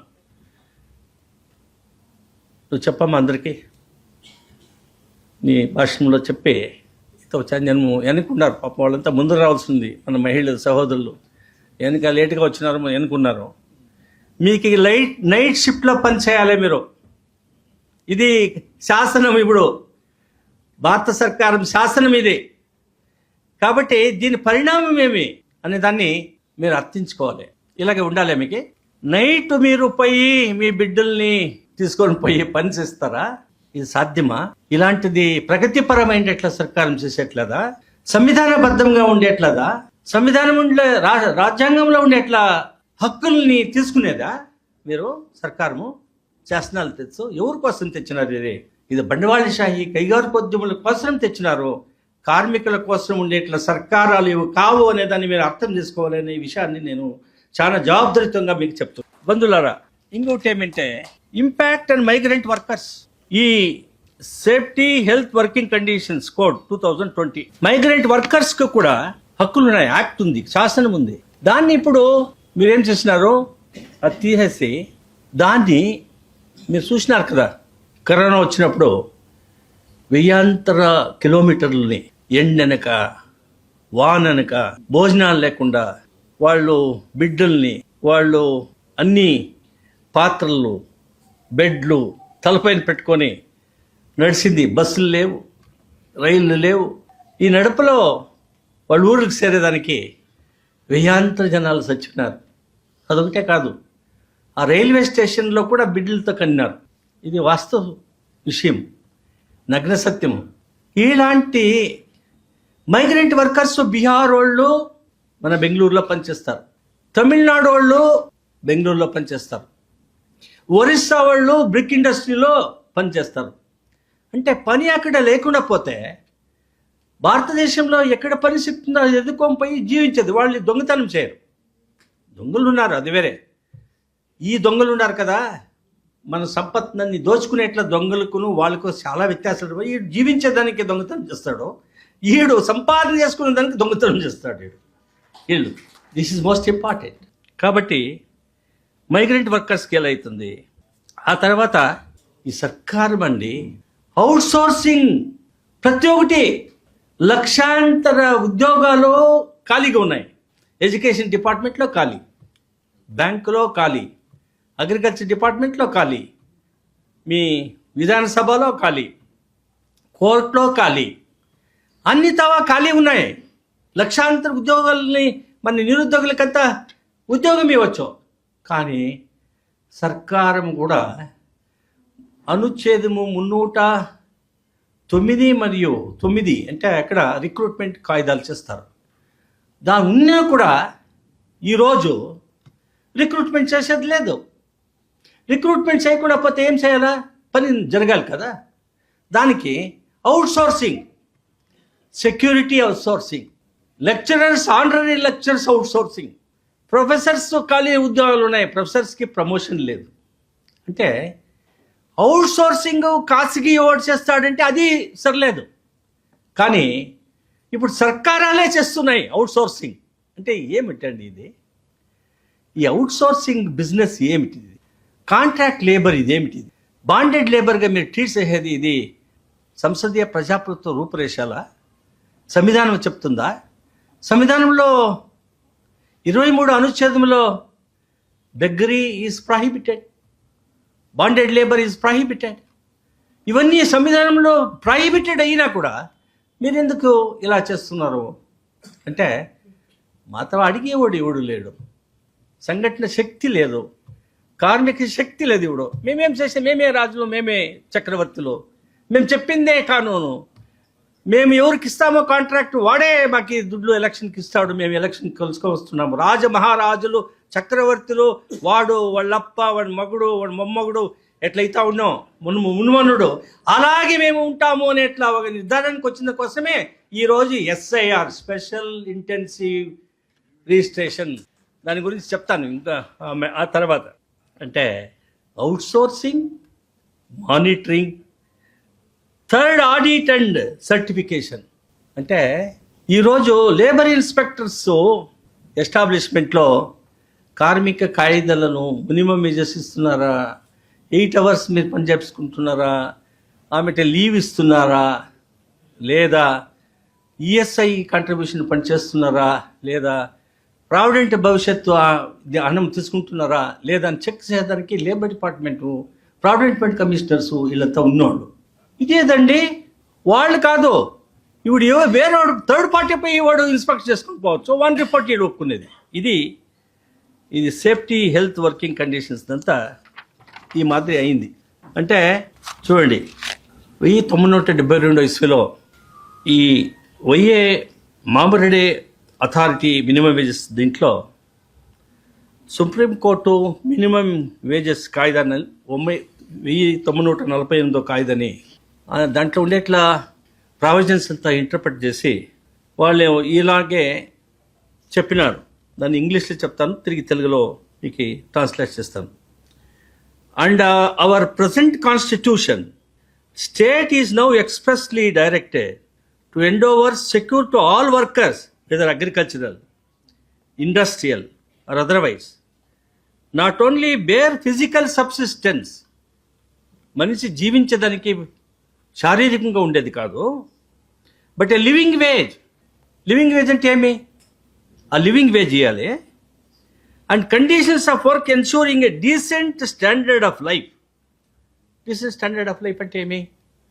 ఒక మనిషికి ఒక ఇల్లు ఉండాలి, మంచి ఆహారం ఉండాలి, బిడ్డలకి ఎడ్యుకేషన్ ఉండాలి, వాళ్ళకి బట్టలు వేయాలి, వాళ్ళకి ఆరోగ్యానికి డబ్బు కావాలి అని సుప్రీంకోర్టులో చెప్పినది. ఇది standard of life and full enjoyment of leisure ఉండాలి. 8 గంటలు పని చేసింది, ఇప్పుడు 12 గంటలు పని చేయాలి. ఫ్యాక్టరీ కాయిదా పైన 12 గంటలు పని చేయాలి. కొందరు ఈ నారాయణమూర్తి ఇలా చెప్తున్నారు, ఇండస్ట్రీలో చాలా వర్క్ చేయాలండి, వర్క్ చేస్తేనే ఉత్పాదన జాస్తి అవుతుంది. ఎవరి కోసం ఉత్పాదన చేస్తే వానికి ఉత్పాదన, షేర్ హోల్డర్కి లాభం, వర్కర్కి ఏం లాభం అండి? ఏం లాభము? 4 గంటల పని చేస్తే డబుల్ వేజెస్ ఇస్తారా? ఓవర్ టైం వేజెస్ ఇస్తారా? లేదు. 12 గంటలు నార్మల్ వర్కింగ్ అవర్స్ అంటే చికాగోలో నడిచి రక్తపాతమైన 18వ సెంచరీలో మేడే చేస్తాం కదా మనము, ఎంతో జన్మ ప్రాణత్యాగాలు చేసి మేడే మనం సెలబ్రేట్ చేసుకున్న టైంలో ఇప్పుడు 12 గంటల పని చేయండి. ఏమిటి ఇది? స్టాండర్డ్ ఆఫ్ లీజర్ లేకనే పనిచేసే సాధ్యమా అని సుప్రీంకోర్టు చెప్తారు. The directive principle state policy being conducive to the general interest of the nation as a whole merely lays down the foundation for appropriate social structure in which the labor will find its place of dignity. అదేనే ఫెటర్నిటీలో చెప్పేది. ప్రతి ఒక్క పౌరునికి, వాడు labourer కానీ, agriculture labour కానీ, P1 కానీ, dignity is a fundamental basic structure of the constitution. ఇప్పుడు worker అయిపోతానే నువ్వు మాలికుడు ఎట్లంటే వాడిని నడుచుకునేదానికి సాధ్యమా? అది కాకూడదు అని చెప్తారు ఇక్కడ. Find its place of dignity legitimately due to it in lieu of its contribution to the progress of national economy and prosperity. మీరు ఉత్పాదన చేసేట్లది ఇది ఆ మాలికునికే కాదు, దేశము ఆర్థిక పరిస్థితికి మరియు దేశం భవిష్యత్తుకి మీరు పాటుపడతారో దానికోసమే బండవాళము ఎంత ముఖ్యమో అదే మార్క్స్ చెప్తాడు దాస్ క్యాపిటల్లో. బండవాళం ఎంత ముఖ్యమో కార్మిక శక్తి కూడా అంతే ముఖ్యము. అంటే హస్బెండ్ అండ్ వైఫ్ తర అది నడిచిందా ఈ దేశంలో, నడుస్తుందా ఈ దేశంలో అనే ప్రశ్న మనం వేస్తే అది నడదు. ఏమిటంటే వాళ్ళు టేక్ ఇట్ ఫర్ గ్రాంటెడ్. వాళ్ళు అనుకునేన్నారు మీరంతా మా సర్వెంట్లో, మీరు మా బండివారం లేకుంటే మీకు ఉద్యోగం లేదో, మేము ఉద్యోగం లేకుంటే మీకు జీవనం లేదో, కాబట్టి మీరు మాకి కార్మిక శక్తి అనేది ముఖ్యం కాదు, నా బండవాళ్ళ శక్తినే ముఖ్యము అని ఇట్లా తప్పు కల్పన, తప్పు అర్థిస్తూ ఉంటారు ఈ ఉద్యమదారులు, బండవాళ్ళ శాఖలు. దీన్ని ప్రతిపాదన చేస్తున్నారు మన భారత సర్కారము, రాజ్య సర్కారం ప్రతినిధులు. భోజనాలు కొట్టిందే నేను 2,000 రూపాయలు ఆ మహిళలకి ఇస్తాను, బస్సులో ఫ్రీ టికెట్. ఎవరుందయ్యా డబ్బు? మాదే డబ్బు తానే, నువ్వేమి ఇచ్చేదేం నువ్వు మాకే 2,000 నువ్వేనా వేల మహిళకి 2,000 ఇచ్చేస్తే అయిపోతుందా? గర్భిణీ శాస్త్రం దాని ప్రకారము అలవెన్స్ ఇస్తే సరిపోతుందా? బిడ్డలకి పౌష్టికారం ఆహారం వద్దా? ఎంత జనము గర్భిణీ వాళ్ళు వీక్గా ఉన్నారు ప్రోటీన్ లేకుండా, దానికి ఏమైనా ఇస్తున్నావా? మీ ఇంట్లో నువ్వు 10 నెలలు వేస్తానే పాలిస్తావు, హార్లిక్స్ గిర్లిక్స్ నీ బిడ్డలకి. కార్మిక శక్తులు బిడ్డలకి కాఫీ ఇచ్చే కూడా కాదేమో నువ్వు. ఇది వాస్తవ పరిస్థితి. కాబట్టి బండవాళం ఎంత ముఖ్యమో కార్మిక శక్తి కూడా అంతే ముఖ్యమనేట్లా దాన్ని మీరు ప్రతిపాదన చేసి చెప్పితే మాత్రమే ఈ దేశం వీళ్ళంత దావకు తెచ్చడానికి సాధ్యమవుతుంది అని సుప్రీంకోర్టులు చెప్తుండేది, నేను చెప్పేది కాదు. తీర్పు చెప్పిండేది 72వ ఇస్వీలో, అంటే 53 ఏళ్ళు వెనక చెప్పిండే ఎట్లా తీర్పు ఇది. అది ఇంకా ఊర్జితంగా ఉంది. వీళ్ళకంతా లెక్కలే, మనతో ఆడుతూ ఉన్నారు కదా. ఓ మన పుట్టినొచ్చిందే, వాడి రాష్ట్రపతి, వాడి డిగ్నిటీ, వాడి ఇదేమి, వాడి భాషణాలేమి, వాడి ఈ భోజన కూటాలేమి, ఇవన్నీ ఎవరికోసమయ్యా? నీ దేశం ఉండేది ఎవరి కోసమో? ప్రజానికం, కార్మికుల కోసం ఉండేట్లది. వాళ్ళ గురించి చెప్పయ్యా అని మనము ఈరోజు మీరు ఈ లేబర్ కోడ్స్ అంతా విరోధం చేసేట్లా ఒక పెద్ద స్ట్రగల్ మీరు చేస్తే మాత్రమే సాధ్యము అని ఈ సందర్భంలో చెప్తున్నారు. చూడండి, ఇంకోటి సుప్రీంకోర్టు తీర్పు ఉంది 2010లో. అదేమిటంటే హరిజిందర్ సింగ్ మరియు Punjab state where housing corporation. దీన్ని ఈ ప్రస్తావన గురించి చెప్తుంది కదా మీకు, దాని గురించి ఇండస్ట్రియల్ డిస్ప్యూట్స్ కాయిదాన్ని తీసుకొని అక్కడ చెప్తున్నారు. ఇంగ్లీష్ చదువుతాను చూడండి. ది ప్రియంబల్ అండ్ వేరియస్ ఆర్టికల్స్, అంటే వేరే వేరే అనుచ్ఛేదాలు ఉన్నాయి కదా పార్ట్ 4లో, నిర్దేశిత తత్వాలు ఎన్ఫోర్స్ చేసాక వేయలేదు అంటే 1980 వరకు ఉండింది. అంటే అమలులో తెచ్చేదానికి సాధ్యం లేదు. మూలభూత హక్కులు మాత్రము మీకు అక్కుచ్యుతికి అయితే దాన్ని ఎన్ఫోర్స్ చేయొచ్చు. కానీ సుప్రీంకోర్టు చెప్తున్నారు various articles contained in part 4 of the constitution promote social justice. Social justice అంటే ఏమి? Article 39 equal pay for equal value of work. అంటే మహిళకి ఒక వేతనము, మహనీయునికి ఇంకొక వేతనము కాదు. Equal pay for equal value of work. మహిళ మన సహోదరి ఏం పని చేస్తుందో ఆ పని మహనీయుడు చేస్తే దాన్ని రక్షణ చేయాలి. మహనీయునికి ఎంత సంబళం ఇస్తావో మహిళకు కూడా అంతే సంబళం ఇవ్వాలని equal pay for equal value of act అని 1976లో చేసినారు. ఆమెట to live with human dignity, ఇది ఇంపార్టెంట్ అని చెప్పినారు. The concept of social justice engrafted in the constitution, సంవిధానంలో సామాజిక న్యాయం అని ఏం చెప్పినారు. అవి diverse principles essentially for the orderly growth. Orderly growth లేకుండా పోతే అసమానతమైన ఎట్లా సమాజం ఉంటుంది. అసమానతమైనట్ల సమాజం మనకు కావాలా? సమానతమైనట్ల సమాజం కావాలా? వర్గరహితమైనట్ల సమాజం కావాలా? వర్గరహితమైనట్ల సమాజము మార్క్స్ సిద్ధాంతం. వర్గము లేకుండానే వర్గాల్లో అన్ని జాతిలు, అన్ని మతాలు ఇలాంటిగే ఉండేట్లా చెప్పేది బలపంతీయము రాజకారణి సర్కారు. అది ప్రగతిపర సర్కారాలు కాదు, అది అభివృద్ధికి ప్రోత్సహించేట్ల సర్కారాలు కాదు, అవి రాజకీయ పక్షాలు కాదు అని ఇక్కడ చెప్పేది. Social justice is an integral part of justice in the generic sense. Justice is the genus. అదే ప్రియాంబల న్యాయం అంటే సామాజిక, ఆర్థిక, రాజకీయ న్యాయం అనేది చెప్పేది. Of which social justice is one of the species. Social justice అనేది dynamic device to mitigate suffering. మన మహిళలకి, మేము పల్లెోళ్ళు, నేను పల్లెోడు, మా ఊర్లో మెటర్నిటీ ఇల్లు లేదు. మా అమ్మగారు, మా చెల్లెళ్ళంతా వేరే రూములు లేవు. ప్రసవించేది ఎక్కడ తెలిసిన ఎద్దులు ఎనుములు కట్టేసే ఇట్లా మిద్దిలో ప్రసవించేది మా ఊర్లో ఉండేట్లా ఒక మెటర్నిటీ లేడీ వచ్చి. ఇది సఫరింగ్ లేడీస్కి. Menstrual cycle suffering of the women. జంటు సఫరింగ్ ఏమే? కొడుకుకి విద్యాభ్యాసం ఇచ్చకైల, పెళ్ళాంకి ఒక సీర తీసి ఇచ్చకైల, రెండో సీర. ఇల్లు మంచి ఇల్లు తీసుకున్నట్లే, దీంట్లో స్లమ్లో ఉండాలి, హరిజన గిరిజన కెరలో ఉండాలి. సఫరింగ్ కదా.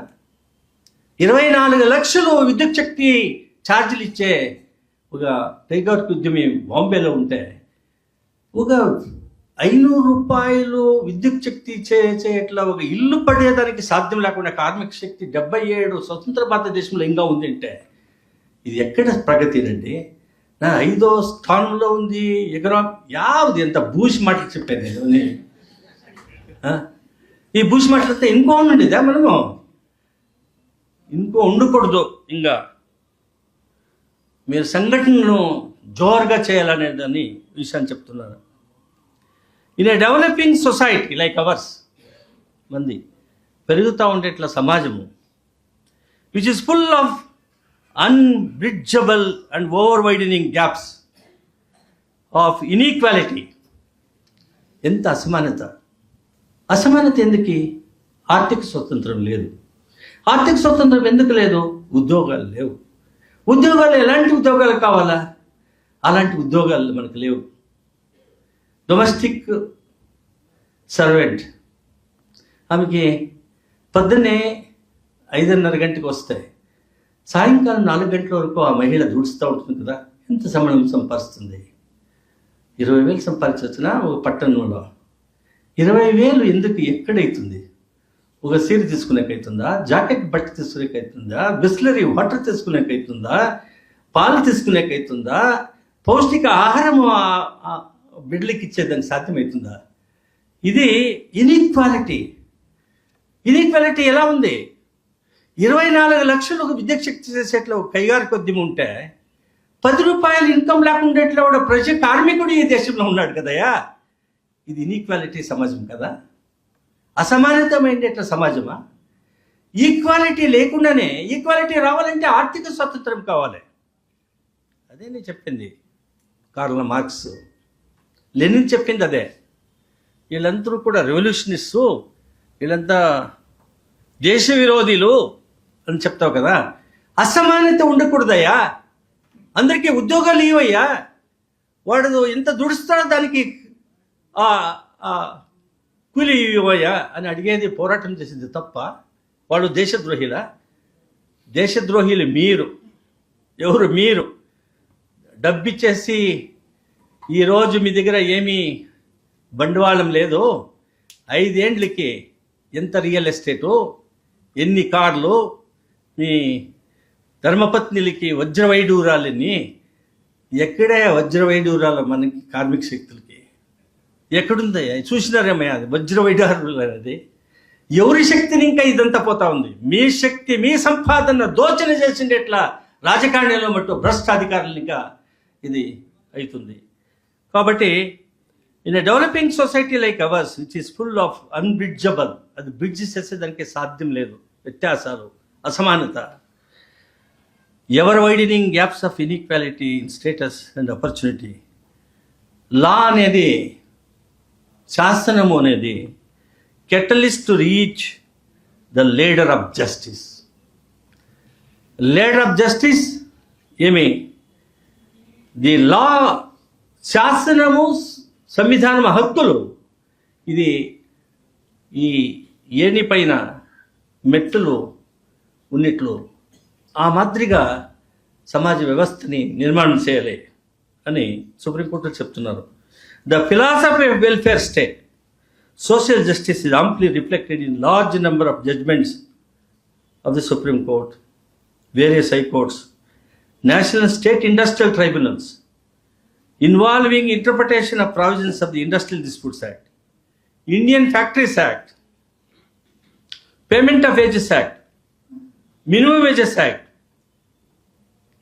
Payment of Bonus Act, Workman Compensation Act, the Employees Insurance Act, the Employees Provident Fund Act, Miscellaneous Provisions Act, Shops and Commercial Establishment Act enacted by different states. ఇవన్నీ సమాజాన్ని, సామాజిక న్యాయానికి పొందాలి, అసమానతని తీసేయాలి, సఫరింగ్ని తొడిసేయాలి అని చేసినట్ల కాయిదాల్ని ఈరోజు అరేబియన్ సముద్రం కేసి లేబర్ కోడ్ తెస్తున్నవి. ఎవరి కోసం తెస్తున్నవయ్యా? ఎవరి కోసము ఎందుకు తెస్తున్నావు? పట్టుబడిదారులకి సహాయం ఏదానికి చేస్తున్నావా? కార్మిక శక్తిని ధ్వంసం చేస్తున్నావా అనేట్ల ప్రశ్న మన ముందర ఇప్పుడు ఉంది. ఇది విషయాన్ని, చాలా విషయాలు ఉన్నాయి, గంటల కొద్దీ చెప్పాల్సి వస్తుంది. ఇలాంటి కోడ్లు తెచ్చి మనకి ఏమవుతుందంటే, effect of pushing overwhelming majority of the workers, కార్మిక శక్తిని అవతల పెట్టి వాళ్ళంతా సంరక్షణ చేసేదాన్ని కాకుండా ఉండేట్లా శాసనాలు ఇవి. అనుచ్ఛేదం 42లో సంవిధానంలో అది మ్యాండేట్ ఇస్తుంది, దాన్ని కడ్డాయంగా చెప్తుంది. ఏమి చెప్తుందంటే, సర్కారం, భారత సర్కారం, రాజ్య సర్కారాలు డైరెక్షన్ ఉంది ఆ అనుచ్ఛేదం 42లో. ఏమనంటే, ఆమెట వాళ్ళకి జవాబాదారీ ఉంది, బైండింగ్ అప్లికేషన్ ఉంది. ఏం చేసేదానికి? It must be fulfilled through strong inclusive legislation and ensure protection for all workers. ఇవన్నీ కాయిదాలు ఉన్నాయి కదా, ట్రేడ్ యూనియన్ కాయిదే, ఇండస్ట్రియల్ డిస్ప్యూట్స్ కాయిదే, మినిమం వేజెస్ కాయిదే, ఎంప్లాయీస్ ఇన్సూరెన్స్ కాయిదే, ప్రావిడెంట్ ఫండ్ కాయిదే, మెటర్నిటీ కాయిదే, పేమెంట్ ఆఫ్ బోనస్ కాయిదా, పేమెంట్ ఆఫ్ గ్రాట్యుటీ కాయిదా, ఇవన్నీ కూడా వర్కర్స్ని ప్రొటెక్ట్ చేసేదానికి ఉన్నింది. దాన్ని కూడా అమల్లో తెచ్చే సాధ్యం లేదు. ఇవన్నీ ఉన్నా కూడా మన పరిస్థితి ఇలాగ ఉంది. ఇదని తీసేసి ఇప్పుడు 4 కోడ్లు తెస్తున్నావే, అది మంచిది కాదు అనేట్లా విషయాన్ని ఇక్కడ చెప్తున్నాను. ఈ ఫ్యాక్టరీస్ కాయిదా, శాసనము, మరి ఆక్యుపేషనల్ సేఫ్టీ అనే దాన్ని, ఆరోగ్యము మరియు వర్కింగ్ కండిషన్స్ని 20 కోడ్ 20లో ఉండేదాన్ని ఏం చెప్తుందంటే, 1948 ఫ్యాక్టరీస్ కాయిదాని తీసేసింది. అక్కడ 10 జనం పైన ఉంటే ఫ్యాక్టరీస్ కాయిదాలో రిజిస్టర్ చేయాల్సి ఉంది. దాన్ని ఆక్యుపేషనల్ డిసీజ్ లేకుండా సేఫ్టీగా చూసుకోవాల్సి ఉంది, హెల్త్ని ప్రొటెక్ట్ చేయాల్సి ఉంది. దీన్ని ది థ్రెషోల్డ్ ఇవి 10 ఉండేది 20 చేసినారు. ఆ తర్వాత power must employ at least 20 workers as opposed to 10 workers, and the Factories Act for the law to apply. Factories not using power must employ at least 40 workmen to register.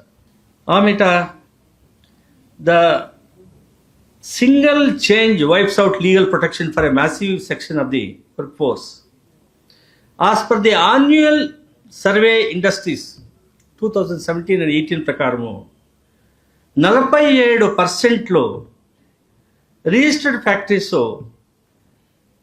Employees 20 జనం మాత్రమే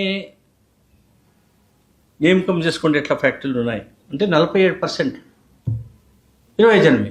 ఇంకా ఇక్కడ ఈ ఫ్యాక్టరీస్ యాక్ట్ని డబల్ చేసినావు కదా నువ్వు, వాళ్ళంతా ఏం కావాలి? ఫ్యాక్టరీస్ యాక్ట్ రిజిస్టర్ చేయలేదంటే ఎన్ఫోర్స్ చేయలే, క్యాంటీన్ లేదు, క్రీచర్స్ లేదు, ఏమైనా హెచ్చుతకు లేకపోతే ఆరోగ్యానికి దాని గురించి ఎక్కడ పయ్యట్లేదు. ఇవన్నీ సడలింగా చేసేసినారు. ఇది ఒక అంశం. ఇండస్ట్రియల్ కోడ్లో industrial employment standing orders act 1946లో వచ్చింది. అది కూడా రాజ్యాంగంకు వచ్చే మొదలు వచ్చింది. ఎట్లా దాని ప్రతిఫలం అది తీసేసినారు. ఇప్పుడు తీసేసి సెక్షన్ 28 ఈ కోడ్లో 2020లో అదేం చెప్తుందంటే సర్టిఫైడ్ స్టాండింగ్ ఆర్డర్స్ని are required only for industrial establishment. ఎవరికంటే employing more than 300. But industrial employment standing orders 1946 repeal అయిండే కాయిదా. 100 జనం ఎక్కడ ఉంటారో అక్కడ industrial employment standing orders act అమలు చేయాలి. సర్టిఫైడ్ స్టాండింగ్ ఆర్డర్స్ని తీసుకోవాలి, సర్టిఫై చేయించుకోవాలి సర్టిఫైయింగ్ ఆఫీసర్ దగ్గర. సర్వీస్ కండిషన్స్ని నమోదు చేయాలి. వర్కర్ అంటే ఏమి, క్యాజువల్ వర్కర్ అంటే ఏమి, బదిలీ వర్కర్ అంటే ఏమి, పర్మనెంట్ వర్కర్ అంటే ఏమి, పర్మనెంట్ వర్కర్ ఎన్ని ఏళ్ళు ప్రొబేషన్ పీరియడ్లో ఉండాలి, వాళ్ళ సర్వీస్ కానీ ఎంత వర్క్ చేయాలి, ఎన్ని అవర్లు చేయాలి, వారానికి ఎంత పని చేయాలి, వాడు ఏమైనా తప్పు చేస్తే వాళ్ళ పైన క్రమం ఎలా తీసుకోవాలి, అది ఎంత ప్రొటెక్షన్ ఉంది అనేదాన్ని ఇండస్ట్రియల్ ఎంప్లాయ్మెంట్ స్టాండింగ్ ఆర్డర్స్ యాక్ట్లో ఉన్నింది. ఇప్పుడు ఇండస్ట్రియల్ ఎంప్లాయ్మెంట్ స్టాండింగ్ ఆర్డర్స్ తీసేసి ఇది 300 జనం ఉంటే మాత్రమే ఇప్పుడు ఇండస్ట్రియల్ లేబర్ కోడ్ సాధ్యమవుతుంది. ఈ ఇండస్ట్రియల్ ఎంప్లాయ్మెంట్ స్టాండింగ్ ఆర్డర్ యాక్ట్ని రిపీల్ చేసేసినారు. దీన్ని పరిణామము చాలా క్లిష్టకరంగా ఉంటుంది అనే విచారాన్ని మీకు చెప్తున్నాను. ఇండస్ట్రియల్ డిస్ప్యూట్స్ కాయిదా 1947ని దీన్ని రిపీల్ చేసేసినారు. IR code, industrial relation code తెచ్చి దీంట్లో నేను ఎప్పుడే చెప్పినాను protection against lay off retrenchment చెప్పినాను మీకు. ఈ మాదిరి ఈ కోడ్లో కార్మిక విరోధి నీతి ఉండేట్లా దీన్ని చేసినారు. ఈ కోడ్ అండ్ వేజెస్ 2019లో ఏమేమి ఏరుపేర్లు అయినాయంటే వేజ్ 2019లో తెచ్చినారు. డైరెక్ట్గా కార్మికుల్ని అసాల్ట్ చేసేట్లా కాయిదా ఇది. మూలభూత హక్కులన్నీ కూడా వర్కర్స్ది తీసి పారేసినారు. The right to minimum wages అనే దాన్ని కూడా తీసి పారేసినారు. Minimum is not living wage. Supreme court చెప్తుంది minimum wage is not living wage. Living wage ఇవ్వాలి అని చెప్తారు. అనుచ్ఛేదం 43లో కానీ సంవిధానం నిర్దేశతత్వంలో చెప్తారు living wage for all workers. ఎప్పుడు వచ్చింది మనకి 1950లో జనవరి 26వ తారీఖు 76 మనము రిపబ్లిక్ గణరాజ్యోత్సవం భాషణాలు రెడ్ ఫోర్ట్లో అతో ఇండిపెండెంట్ పార్లమెంట్ ముందర ఇక్కడ మన రాష్ట్రాల్లో chief minister, governor, prime minister అంతా చెప్తున్నారు కదా. ఇక్కడ ఏమైంది? ఇన్నాళ్ళు అయిన తర్వాత కూడా ఎందుకు ఇది 43 చెప్తుందంటే అనుచ్ఛేదము సర్కారాలు, భారత సర్కారము, రాజ్య సర్కారము shall endeavour secure by suitable legislation economic organisation ఆర్థిక ఒక సంఘటనని కార్మిక శక్తులకి ఇవ్వాలి. దానికోసమే పేమెంట్ బోనస్ కాయిదా చాలా ఇంపార్టెంట్. ఎంత ఉత్పాదన, ఎంత నీకు లాభం వస్తుంది దాంట్లో మినిమం 8.33 బోనస్ కాయిదా ఇవ్వాలి. 8.33 is not only the bonus, వాడు ఎంత సంపాదించేసేది బోనస్ ఆ సంవత్సరానికి. Maximum is 20% of your the turn over to the employee. That should be, it can be more. If a collective bargaining agent is strong, it can be more. తర్వాత article 39లో state shall direct its policy, నీతులు ఏమని వ్యాపారం ఉండాలంటే to secure అన్ని ప్రజలకి, మహనీయులకి మరియు మహిళలకు ఈక్వల్గా ఉండేట్లా నీతుల్ని తేవాలి. వేజ్ కానీ ఇవన్నీ. Have the right to adequate means of livelihood. ఒక పస్తు కూడా, ఒక దినము కూడా పస్తు ఉండకూడదు. ఈ దేశంలో ఈరోజు కార్మికులు ఎంత బాధపడతారు అనే దాన్ని మీకు అర్థమైంది, నాకు అర్థమైంది. దాన్ని చూసినాను నేను, మధ్యలో మీ కార్మికుల మధ్యలో పనిచేసినాను నేను. నాకు తెలుసును మీ శక్తి, మీ కష్టాలు ఎన్ని అని. ఇది జీవించేదానికే సాధ్యం లేదు. Operation the economic system does not result in concentration. దానికోసం ఇందిరాగాంధీ 39Cలో economic wealth shall not be concentrated in a few individual అని ఖాసగి ఎన్ని 14 బ్యాంకులు, ఆమె తర్వాత ఇంకో 6 బ్యాంకులు అని రాష్ట్రీకృతం చేసినా కూడా ఇప్పుడు ఏమైపోయింది, ఫారిన్ బ్యాంక్స్ వచ్చేసినాయండి. రాష్ట్రీకృత బ్యాంకులన్నీ అరేబియన్ సముద్రానికి వెళ్ళిపోయా. అంతర్రాష్ట్రీయ ఐసిఐసిఐ బ్యాంకు, గ్రీన్లేస్ బ్యాంకు, అన్ని బ్యాంకులు భారతదేశానికి వచ్చేసినాయి. అన్నిటికీ లైసెన్స్ ఇచ్చేసినారు రిజర్వ్ బ్యాంక్ ఆఫ్ ఇండియా వాళ్ళు. దీని అర్థమేమి? You are allowing in one way bank nationalisation 1970. You are allowing the private foreign banks to establish across the country, and regional banks are merged with the national banks. The identity of the state who established is completely gone. So ఇది 43-39. తర్వాత 1982 ఇస్వీలో people's union for democratic versus union of India వాళ్ళు ఏం చెప్పినారంటే, a person provides labour, ఎవరైతే కార్మిక అవని ఆ కూలి ఎక్కడ అది శక్తి, ఆ కార్మిక శక్తి ఇస్తాడో, ఆ సర్వీస్ ఇస్తాడో, అనదర్ ఫర్ రెమ్యునరేషన్ సంబడానికి which is less than the minimum wage అంటే ఉండకూడదు అనేది 82 ఇస్వీలో చెప్తున్నారు సుప్రీంకోర్టు వాళ్ళు. ఇప్పుడు ఒక డ్రైవరు, వర్క్షాప్లో పనిచేసేవాడు, హోటల్ ఇండస్ట్రీలోనో, సినిమాలంతా పైన వేయడండి. ఇప్పుడు టీవీ వచ్చినాక, ఆమె ఐఫోన్ వచ్చినాక అది ఏదో లేటెస్ట్ సినిమాలంతా దాంట్లో దుడ్లు కట్టేస్తే అది వస్తుంది, థియేటర్కే పోయే పనిలే. ఆమెట ఇదేమైంది, forced labour is prohibited in article 23 of the constitution.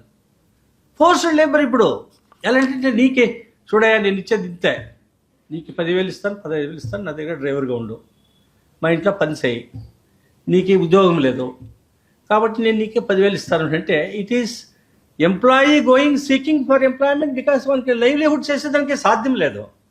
కాబట్టి this is contrary to article 23 అనేదాన్ని మీకు ఇప్పుడప్పుడే చెప్తున్నాను.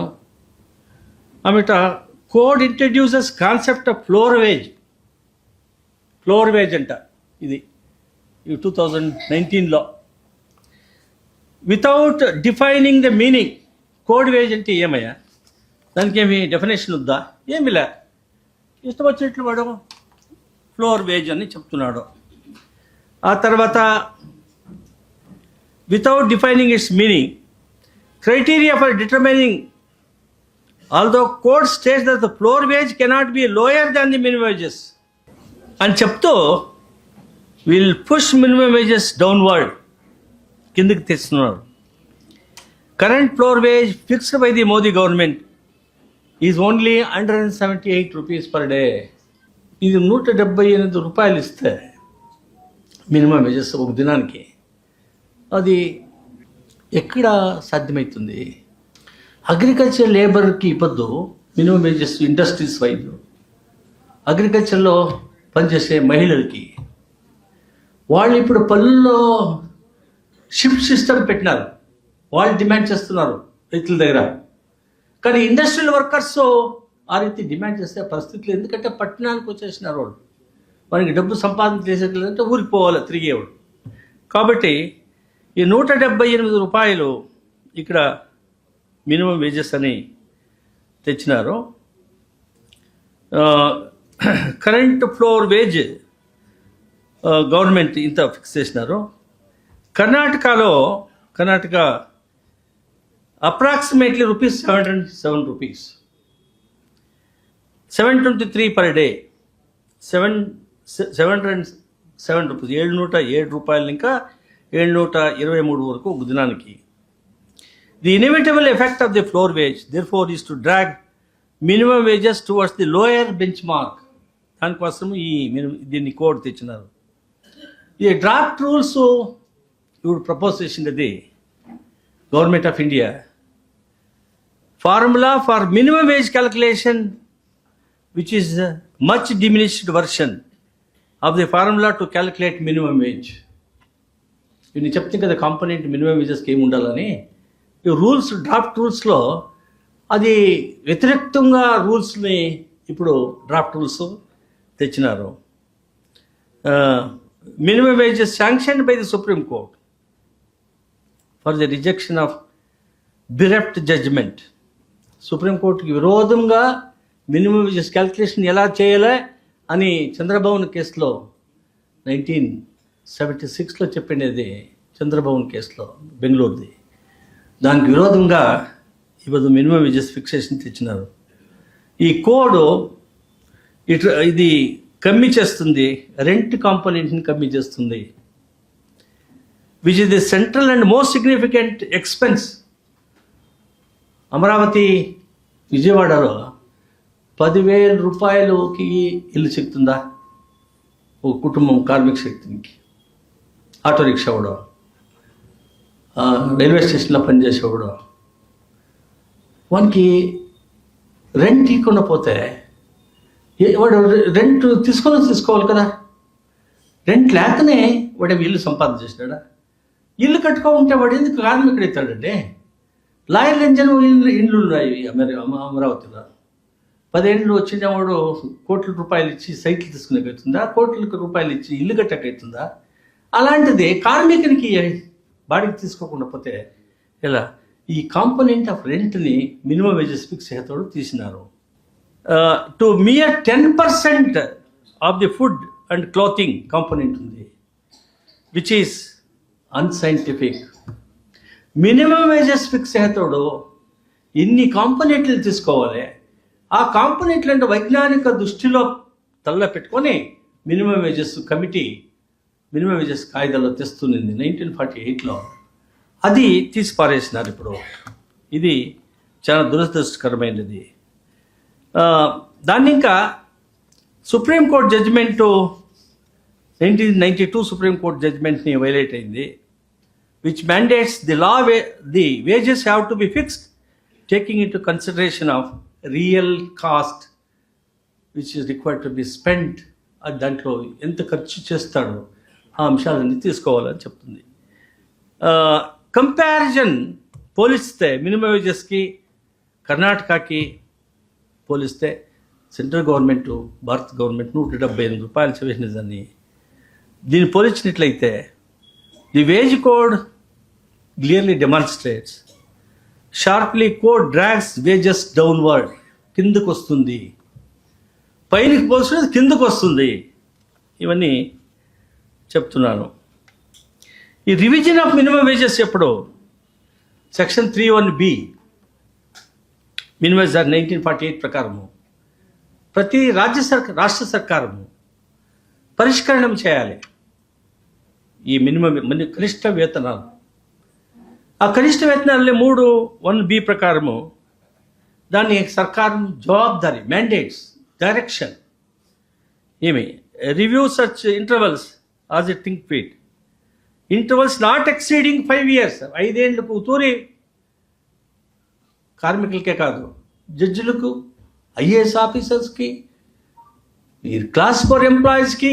సుప్రీంకోర్టు జడ్జిని ఇప్పుడు రంజనా దేశాయిని అక్కడ చేస్తున్నారు. మన ఫంక్షన్ పైన నేను ఢిల్లీకి చీఫ్ జస్టిస్ ప్రమాణం వచ్చినాక పైన chief justice former chief justice of India, మాకేమైనా డబ్బు జాస్తి వస్తుందా?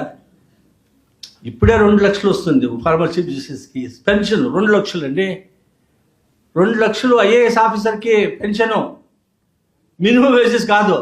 ఈ వేతనం పరిష్కరణలో ఆయన అడుగుతున్నాడు, మాకేమైనా డబ్బు వస్తుందా పరిష్కరణ? ఇంకా లేదు సార్, నేను ఇంకా చూస్తూ ఉన్నాను, స్టడీ చేస్తున్నాను, ఆమెకి చెప్తా ఉంది ఆమె. అంటే మాకి ఆశ దురాశ, మీకు ఇక్కడ బతికే మీకు కష్టకరమైన ఎట్లా విచారం, ఇది సమస్య. ఆమెట minimum rates of wages so fixed and revise the minimum wages if necessary. Kerala high court చెప్పింది. కేరళ హైకోర్టు ఏం చెప్పింది? ప్లాంటర్స్ ఆఫ్ కేరళ, ఈ కేసు వాళ్ళు చాలా ఇంపార్టెంట్. ప్లాంటర్స్ యాక్ట్ కూడా తీసి పరేసినారు ఇప్పుడు. ఈ Kerala ILR 1996-3, Kerala 451. The Karnataka high court private hospital and nursing homes చాలా ఉన్నాయి కదా, తెలుసు కదా మీకు. గవర్నమెంట్ హాస్పిటల్ లేవు, కార్పొరేట్ హాస్పిటల్ అంతా వచ్చినాయి. డెడ్ బాడీస్ చచ్చిపోతే 5 లక్షలు 10 లక్షలు ఖర్చు అయింది, అది పెట్టితే మీ డెడ్ బాడీ ఇస్తామని. ఇచ్చలేదంటే కోర్టుకు పోతే కోర్టులో కూడా ఒక డైరెక్షన్. అర్థమైందా? ఇది ఈ కేసులో కర్ణాటక హైకోర్టు చెప్తుంది ఏమిటంటే, ఆమెట the secretary labour department government of Karnataka Vikas Soudha, ఆ బంగ్లా మా వీళ్ళు సుమలత చూసినారు, రజనీ కూడా మనం చూసినారు కదా, వికాస్ సౌదా పక్కలో అట్లాగే మహల్ కట్టినారు. ఇక్కడ 2020లో వాళ్ళు చెప్పినారు, revise the wages as mandated and section 3 would result in workers being made to work in violation of article 23. Forced labor is not permissible under the Constitution. Section 3(1) of the minimum wage act mandates minimum wages to be fixed. ఆమెట code ఇప్పుడు వచ్చిండే code ప్రకారము section 8(4)లో the appropriate government, భారత సర్కారమో లేకపోతే రాష్ట్ర సర్కారము, dangerous loophole by legitimating delays under the guise of extraordinary circumstances, minimum wages పరిష్కారమే చేసేది లేదు. Such dilution effectively permits the continuation of the forced labour in India. ఇది కావాలా మనకి? ఇది సాధ్యమా? ఇది కార్మికులు శక్తికి మంచిదా? దేశానికి మంచిదా? దేశం ప్రగతి అవుతుందా? దేశం అభివృద్ధి అవుతుంది? యావ డోంగా మాటలంతా మాట్లాడుకుని భాషణాలు, మన్కే బాత్ యావ మన్కీ బాత్ మన్కే బాత్ యావది ఇది. ఇది ఆర్టికల్ 39(d)కి ఎరోజన్ అవుతుంది. wages deliberately obliterate spirit and substance of the mandate of equal pay for equal value. ఆమెట పే అంటే సంబళం అంటే ఏమైనా దాన్ని mandated to the equal 1976 equal pay for equal value వర్క్ని అది చెప్తుంది. రెమ్యునరేషన్ని payable in cash or kind be equal between men and women అని supreme court 1986 HD Singh case Reserve Bank of ఇండియాలో చెప్పింది కదా. 39(d)ని ఇంటర్ప్రెట్ చేసే దానికి విరోధంగా ఇప్పుడు లేబర్ కోడ్, వేజెస్ కోడ్ 19. ఆమెట సెకండ్ ప్రావిజన్ టు సెక్షన్ 2(y)లో limited set of emoluments is taken into account when calculating the wage. అలాగే ఉండింది కాదు. వేజ్ అంటే ఏమేమి కాంపోనెంట్లు అని తీసుకోవాలి, ఇక్కడ లిమిటెడ్, దాన్ని రెడ్యూస్ చేసేసినారు. ఆమెట purpose of equal pay protection certain other components of remuneration, a bonus payable అది తీసుకోవాలి, any law for timing in force, value of the house తీసుకోవాలి, the contribution paid by the employer to any pension or provident fund దీన్ని తీసుకోవాలి. ఆమెట any sum paid to the unemployed person to defray special expenses entitled to him by the nature of the employment అనేది తీసుకోవాలి. దస్ by changing the definition of wages, right of women have been now compromised. సబలీకరణం అంట, ఎవరికి మహిళలకి vote తీసుకునే దానికి సబలీకరణం, empowerment of women, మాట్లాడింది. ఈక్వల్ పేపర్, ఈక్వల్ వాల్యూ, ఉమెన్కి ఇవ్వయా, యాక్ట్ ఇవ్వయా అంటే దానికి ఏం ఉత్తరం లేదు. మీరు చెప్పాలి కదా, ఏదయ్యా సబలీకరణం అంటున్నావే, ఎంపవర్మెంటు, మాకు ఈక్వల్ పేపర్, ఈక్వల్ వాల్యూని ఎందుకు తీసేసినావే అని అడగాలి కదా మీరు. మహిళలు ఎన్నుకున్నారు కదా, మీరు ఎంత అడగాల? రేపొద్దునే మీ ముందు వచ్చి ఓటు అడిగేవాడు మీరేం ఉత్తరం వెళ్ళలేదా? ఎన్నుకుండేవాడు చెప్పాలి కదా. అడుగుతారా మీరు? లేదా? చేయలు ఎత్తండి, ఎత్తాలి కదా మీరు. లేదంటే మీరు అట్లే ఉంటారు. అదే చెప్తున్నాను కదా, వాళ్ళకి అర్థం కాలేదు, వాళ్ళకి నేను చెప్పింది ఏమీని, అందుకోసం ఊరికే ఉండారు. 2 గంటలు అయిందండి, ఇంకా ఉంది విషయాలు, మాట్లాడేట్ల విషయాలు ఇవే. కాబట్టి 1.5 గంట అయింది, 2 గంటలు మాట్లాడినాను. ఎంత అర్థమైందో, ఎంత అర్థ ఇచ్చినానో నాకే తెలియదు. అర్థమైంది మీకు అంతా అని చెప్పిన ఉన్నాను. సో ఇంకోటేమి, ఇండస్ట్రియల్ డిస్ప్యూట్స్ కాయిదాలో any time dispute can be raise ఉంది, సెక్షన్ 10(1). ఎనీ టైం డిస్మిస్లు ఇప్పుడు అయినట్టు, అది 10 ఏళ్ళు అయింది. ఇంకా నేను జడ్జిమెంట్ సుప్రీంకోర్టులో చెప్తే 33 ఏళ్ళు అయింది ఇంకా డిస్ప్యూట్ రైజ్ చేసుకోకుండా. ఎందుకు ఈ కాన్సెప్ట్ ఏమక్కడంటే, ఎప్పటి వరకు ఇండస్ట్రియల్ డిస్ప్యూట్ని ఉంటుందో దాన్ని ఇత్యర్థం చేయకుండా పోతే ఆ ఇండస్ట్రీ కోసము, కార్మికుల కళ్యాణం కోసము ఆ ఇండస్ట్రియల్ డిస్ప్యూట్ అలాగే ఉంటుంది అని. అంటే వివాదాలు కార్మికులకు, బండవాళశాహీల మాలికులకు వస్తే అది కైగారిక వివాదము. ఆ కైగారిక వివాదము ఇంతవరకు ఇత్యర్థం చేయకుండా పోతే అలాగే ఉంటుంది ఏంటని. Any time you can raise a dispute. కానీ ఇప్పుడు లిమిటేషన్ 2 ఏళ్ళకి పెట్టేసినారు. ఈ ఇండస్ట్రియల్ రిలేషన్ కోడ్లో 2 ఏళ్ళకి పైన మీ డిస్ప్యూటు ఎత్తేయలేదు. కార్మిక న్యాయాధికరణలు దాన్ని ముందర వచ్చేట్లేదు, సర్కారం దాన్ని రెఫర్ చేసేట్లేదు. కాబట్టి accrued right in favour the workman. Industrial peace and harmony కోసం ఇండస్ట్రియల్ డిస్ప్యూట్ అడ్జుడికేట్ చేయాలని చెప్పి సుప్రీంకోర్టు చెప్తే, పార్లమెంట్లో నువ్వు బేసిక్ స్ట్రక్చర్కి ఎగనెస్ట్గా, మూలభూత తత్వాలకి ఎగనెస్ట్గా నువ్వు ఇండస్ట్రియల్ డిస్ప్యూట్స్ యాక్ట్ని తిద్దుపడి చేసినారు. ఇంకోటి ఏమంటే డినోవో ఎంక్వైరీ. ఏం డినోవో? ఇప్పుడు లేబర్ కోర్టులో కేసు ఉంది, ఇండస్ట్రియల్ డిస్ప్యూట్స్ కాయిదాలో 3 నెలలకు మాత్రం ఇత్యర్థం చేయాలని. 1000 కేసులు అక్కడ ఉంటే 3 నెలలకి ఎట్లా ఇత్యర్థం అవుతుందండి? పార్టీషన్ సూటు సివిల్ న్యాయాలలో 50 ఏళ్ళు అయినా కూడా ఇత్యర్థం అవుతలేదు, హైకోర్టులో ఉన్నాయి. 3 నెలలకి ఎట్లా ఇత్యర్థం అవుతుంది? ఇండస్ట్రియల్ డిస్ప్యూట్స్ యాక్ట్ని రిపీల్ చేసిన దానికి వీళ్ళు ఏం చెప్తున్నారంటే, సెక్షన్ 51(2) ప్రకారము ఆల్ దీస్ కేసెస్, అన్ని కేసులు ఇంకా న్యాయాధికరణానికి వర్గం చేస్తున్నాము. అక్కడ నేషనల్ ట్రిబ్యునల్కి పోతాయి, బ్యాంక్ కేసులు, ఎల్ఐసి కేసులు అక్కడ పోతాయి. వాళ్ళు ఆ ట్రిబ్యునల్ మెంబర్స్, ప్రిసైడింగ్ ఆఫీసర్కి డిస్క్రిషన్ పవర్ అంట. ఎవిడెన్స్ ఇంతవరకు చేయండి పెట్టుకోవాలి, లేదు ఇంకా పునః విచారణ చేయాలి అని వాళ్ళ డిస్క్రిషన్ అంట. అది ఎలాంటి డిస్క్రిషను? ఎవిడెన్స్ ఏంటి స్టేజ్ని ఇంకా మీరు ట్రాన్స్ఫర్ చేయండి, సర్వే సామాన్యంగా కానూను, శాసనం. నువ్వు డిస్క్రిషన్ పవర్ ఉంటుంది ప్రిసైడింగ్ ఆఫీసర్ అంటే, వీడు కార్మికుల పరం ఉంటాడా? ఎంప్లాయ్ తెలిసినా, కార్మిక బిడ్డ ఎవరు, కార్మిక కష్టనిష్టాలు తెలిసినా, ఎవరు ఏజెంటో, ఎట్లా నడుపుతారో వాళ్ళు డినోవో ఎంక్వైరీ చేస్తారు. ఆర్గ్యుమెంట్ చేసి అవార్డు చేయకుండా కేసు కూడా డినోవో ఎంక్వైరీ అంట. యావదండి జ్యూరిస్ప్రుడెన్స్? ఏమి జ్యూరిస్ప్రుడెన్స్? ఇది కార్మిక వివాదం జ్యూరిస్ప్రుడెన్సే వేరే, సివిల్ వివాదాలు జ్యూరిస్ప్రుడెన్సే వేరే, క్రిమినల్ జ్యూరిస్ప్రుడెన్సే వేరే. దానికోసమే special enactment, industrial disputes act, industrial employment act, gratuity act, maternity act, ఇవన్నీ కలుతూ చేసి ఇది డినోవో ప్రొసీడింగ్స్ అని ఇక్కడ చెప్తున్నారు. ఇది మనము ఒప్పుకోవాలా అనేట్లది ఆమెట 1946 యాక్ట్లో 300 జనం ఉంటే మాత్రం industrial employment standing orders act apply అయ్యేది. మోడల్ స్టాండింగ్ ఆర్డర్స్ అప్లై అవుతాయి. ఇప్పుడు 300 జనం కింద ఉంటే వాళ్ళకంతా ఏం కావాలా?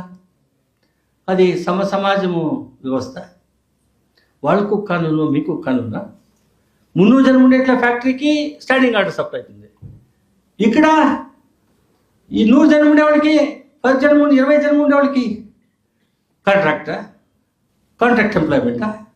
ఏమిటి వ్యవస్థ ఇది? ఇలాంటి వ్యవస్థని మనం ఒప్పుకోవాలా అనేట్లది విషయము. ఆమెట section 30(11) sub section 11 industrial relation కోడ్లో ఇక్కడ చెప్పింది ఏమంటే, without prejudice to foregoing provisions, అంటే ఐఆర్ కోడ్లో the standing orders relating to industrial establishment, 100 జనానికి కంపల్సరీగా అక్కడ ఇండస్ట్రియల్ ఎంప్లాయ్మెంట్ స్టాండింగ్ ఆర్డర్స్ కావాలా, సర్టిఫైడ్ స్టాండింగ్ ఆర్డర్స్ ఉండాలా అని. On the date of commencement of the relevant provisions of the code shall in so far as is not inconsistent. ఇది ఈ code industrial employment standing orders ఇన్కన్సిస్టెంటే. ఇదేమిది అంటే అన్ని ప్రావిజన్లు ఉంటాయి, కానీ యావ ప్రావిజన్ ఇన్కన్సిస్టెంట్ ఉంటుందో అంటే 100 జనానికి స్టాండింగ్ ఆర్డర్స్ ఉంది. ఇప్పుడు 300 జనం చెప్పినావు, 100 జనం ఉండే స్టాండింగ్ ఆర్డర్స్ ఊర్జితమయ్యేది లేదు, అలాంటి అది ఇన్కన్సిస్టెంట్ విత్ ది కోడ్. ఇలాగే ఉంది చూడండి, ఇది ఏమి న్యాయం ఇది? ఆమెట the critical question, what happens to the existing standing order that have already been certified establishments, so and so చెప్పినాను మీకు. The increase in the threshold not only denies new workers protection but places existing rights of thousands of workers in a state of uncertainty. ఇది ఉంది, potentiality leaving them vulnerable. ఇవంతా అవుతుంది. ఇది publication అవసరం లేదు. Standing orders publication చేయాలా, కైగారిక ముందర ఇవన్నీ స్టాండింగ్ ఆర్డర్స్ తెలాల వాళ్ళకి, ప్రతి వర్కర్కి వాళ్ళ హక్కులేమి, మాలికి హక్కులేమి అనే దాన్ని అక్కడ పెట్టాలి. అది చేసేట్లా అవసరం లేదు. దీన్ని తీసి పారేసినారు. సెక్షన్ 33(2) ఏం చెప్తుందంటే, మాలికుడు స్టాండింగ్ ఆర్డర్స్ని వర్కర్కి తెలిసేట్లా భాషలో అక్కడ తర్జుమా చేసి పెట్టాలి అనే దాన్ని కూడా దాన్ని ఇప్పుడు తీసి పారేసినారు. ఇదంతా సమస్య కార్మికులకి తొందర అవుతుంది. కాబట్టి ఈ 4 కోడ్లు, కార్మిక విరోధి నీతి, సంవిధాన విరోధి నీతి, శాసనాల విరుద్ధ నీతి, సుప్రీంకోర్టు తీర్పుల విరుద్ధ నీతి, మీ హక్కులు మీకు ఉండేట్లా దాన్ని తీసిపరుస్తూ ఉండేట్లా దాన్ని సరిలేదు. ఇది కైగారిక అశాంతి మరియు కార్మికులకి కళ్యాణం అయ్యేట్లా కోడ్లు కావద్దు. కాబట్టి దీనంతా మీరు అపోజ్ చేయాలి. దీన్ని తీసి అరేబియన్ సముద్రంలో వేసినట్లు ఈ రైతుల సమస్యలు, రైతుల శాసనాలంతా తీసి పారేస్తారు కదా, అలాంటి ఈ శాసనాలన్నీ తీసి పారేయాలని, పోరాటాలు మీరు చేయాలని నా అభిప్రాయం.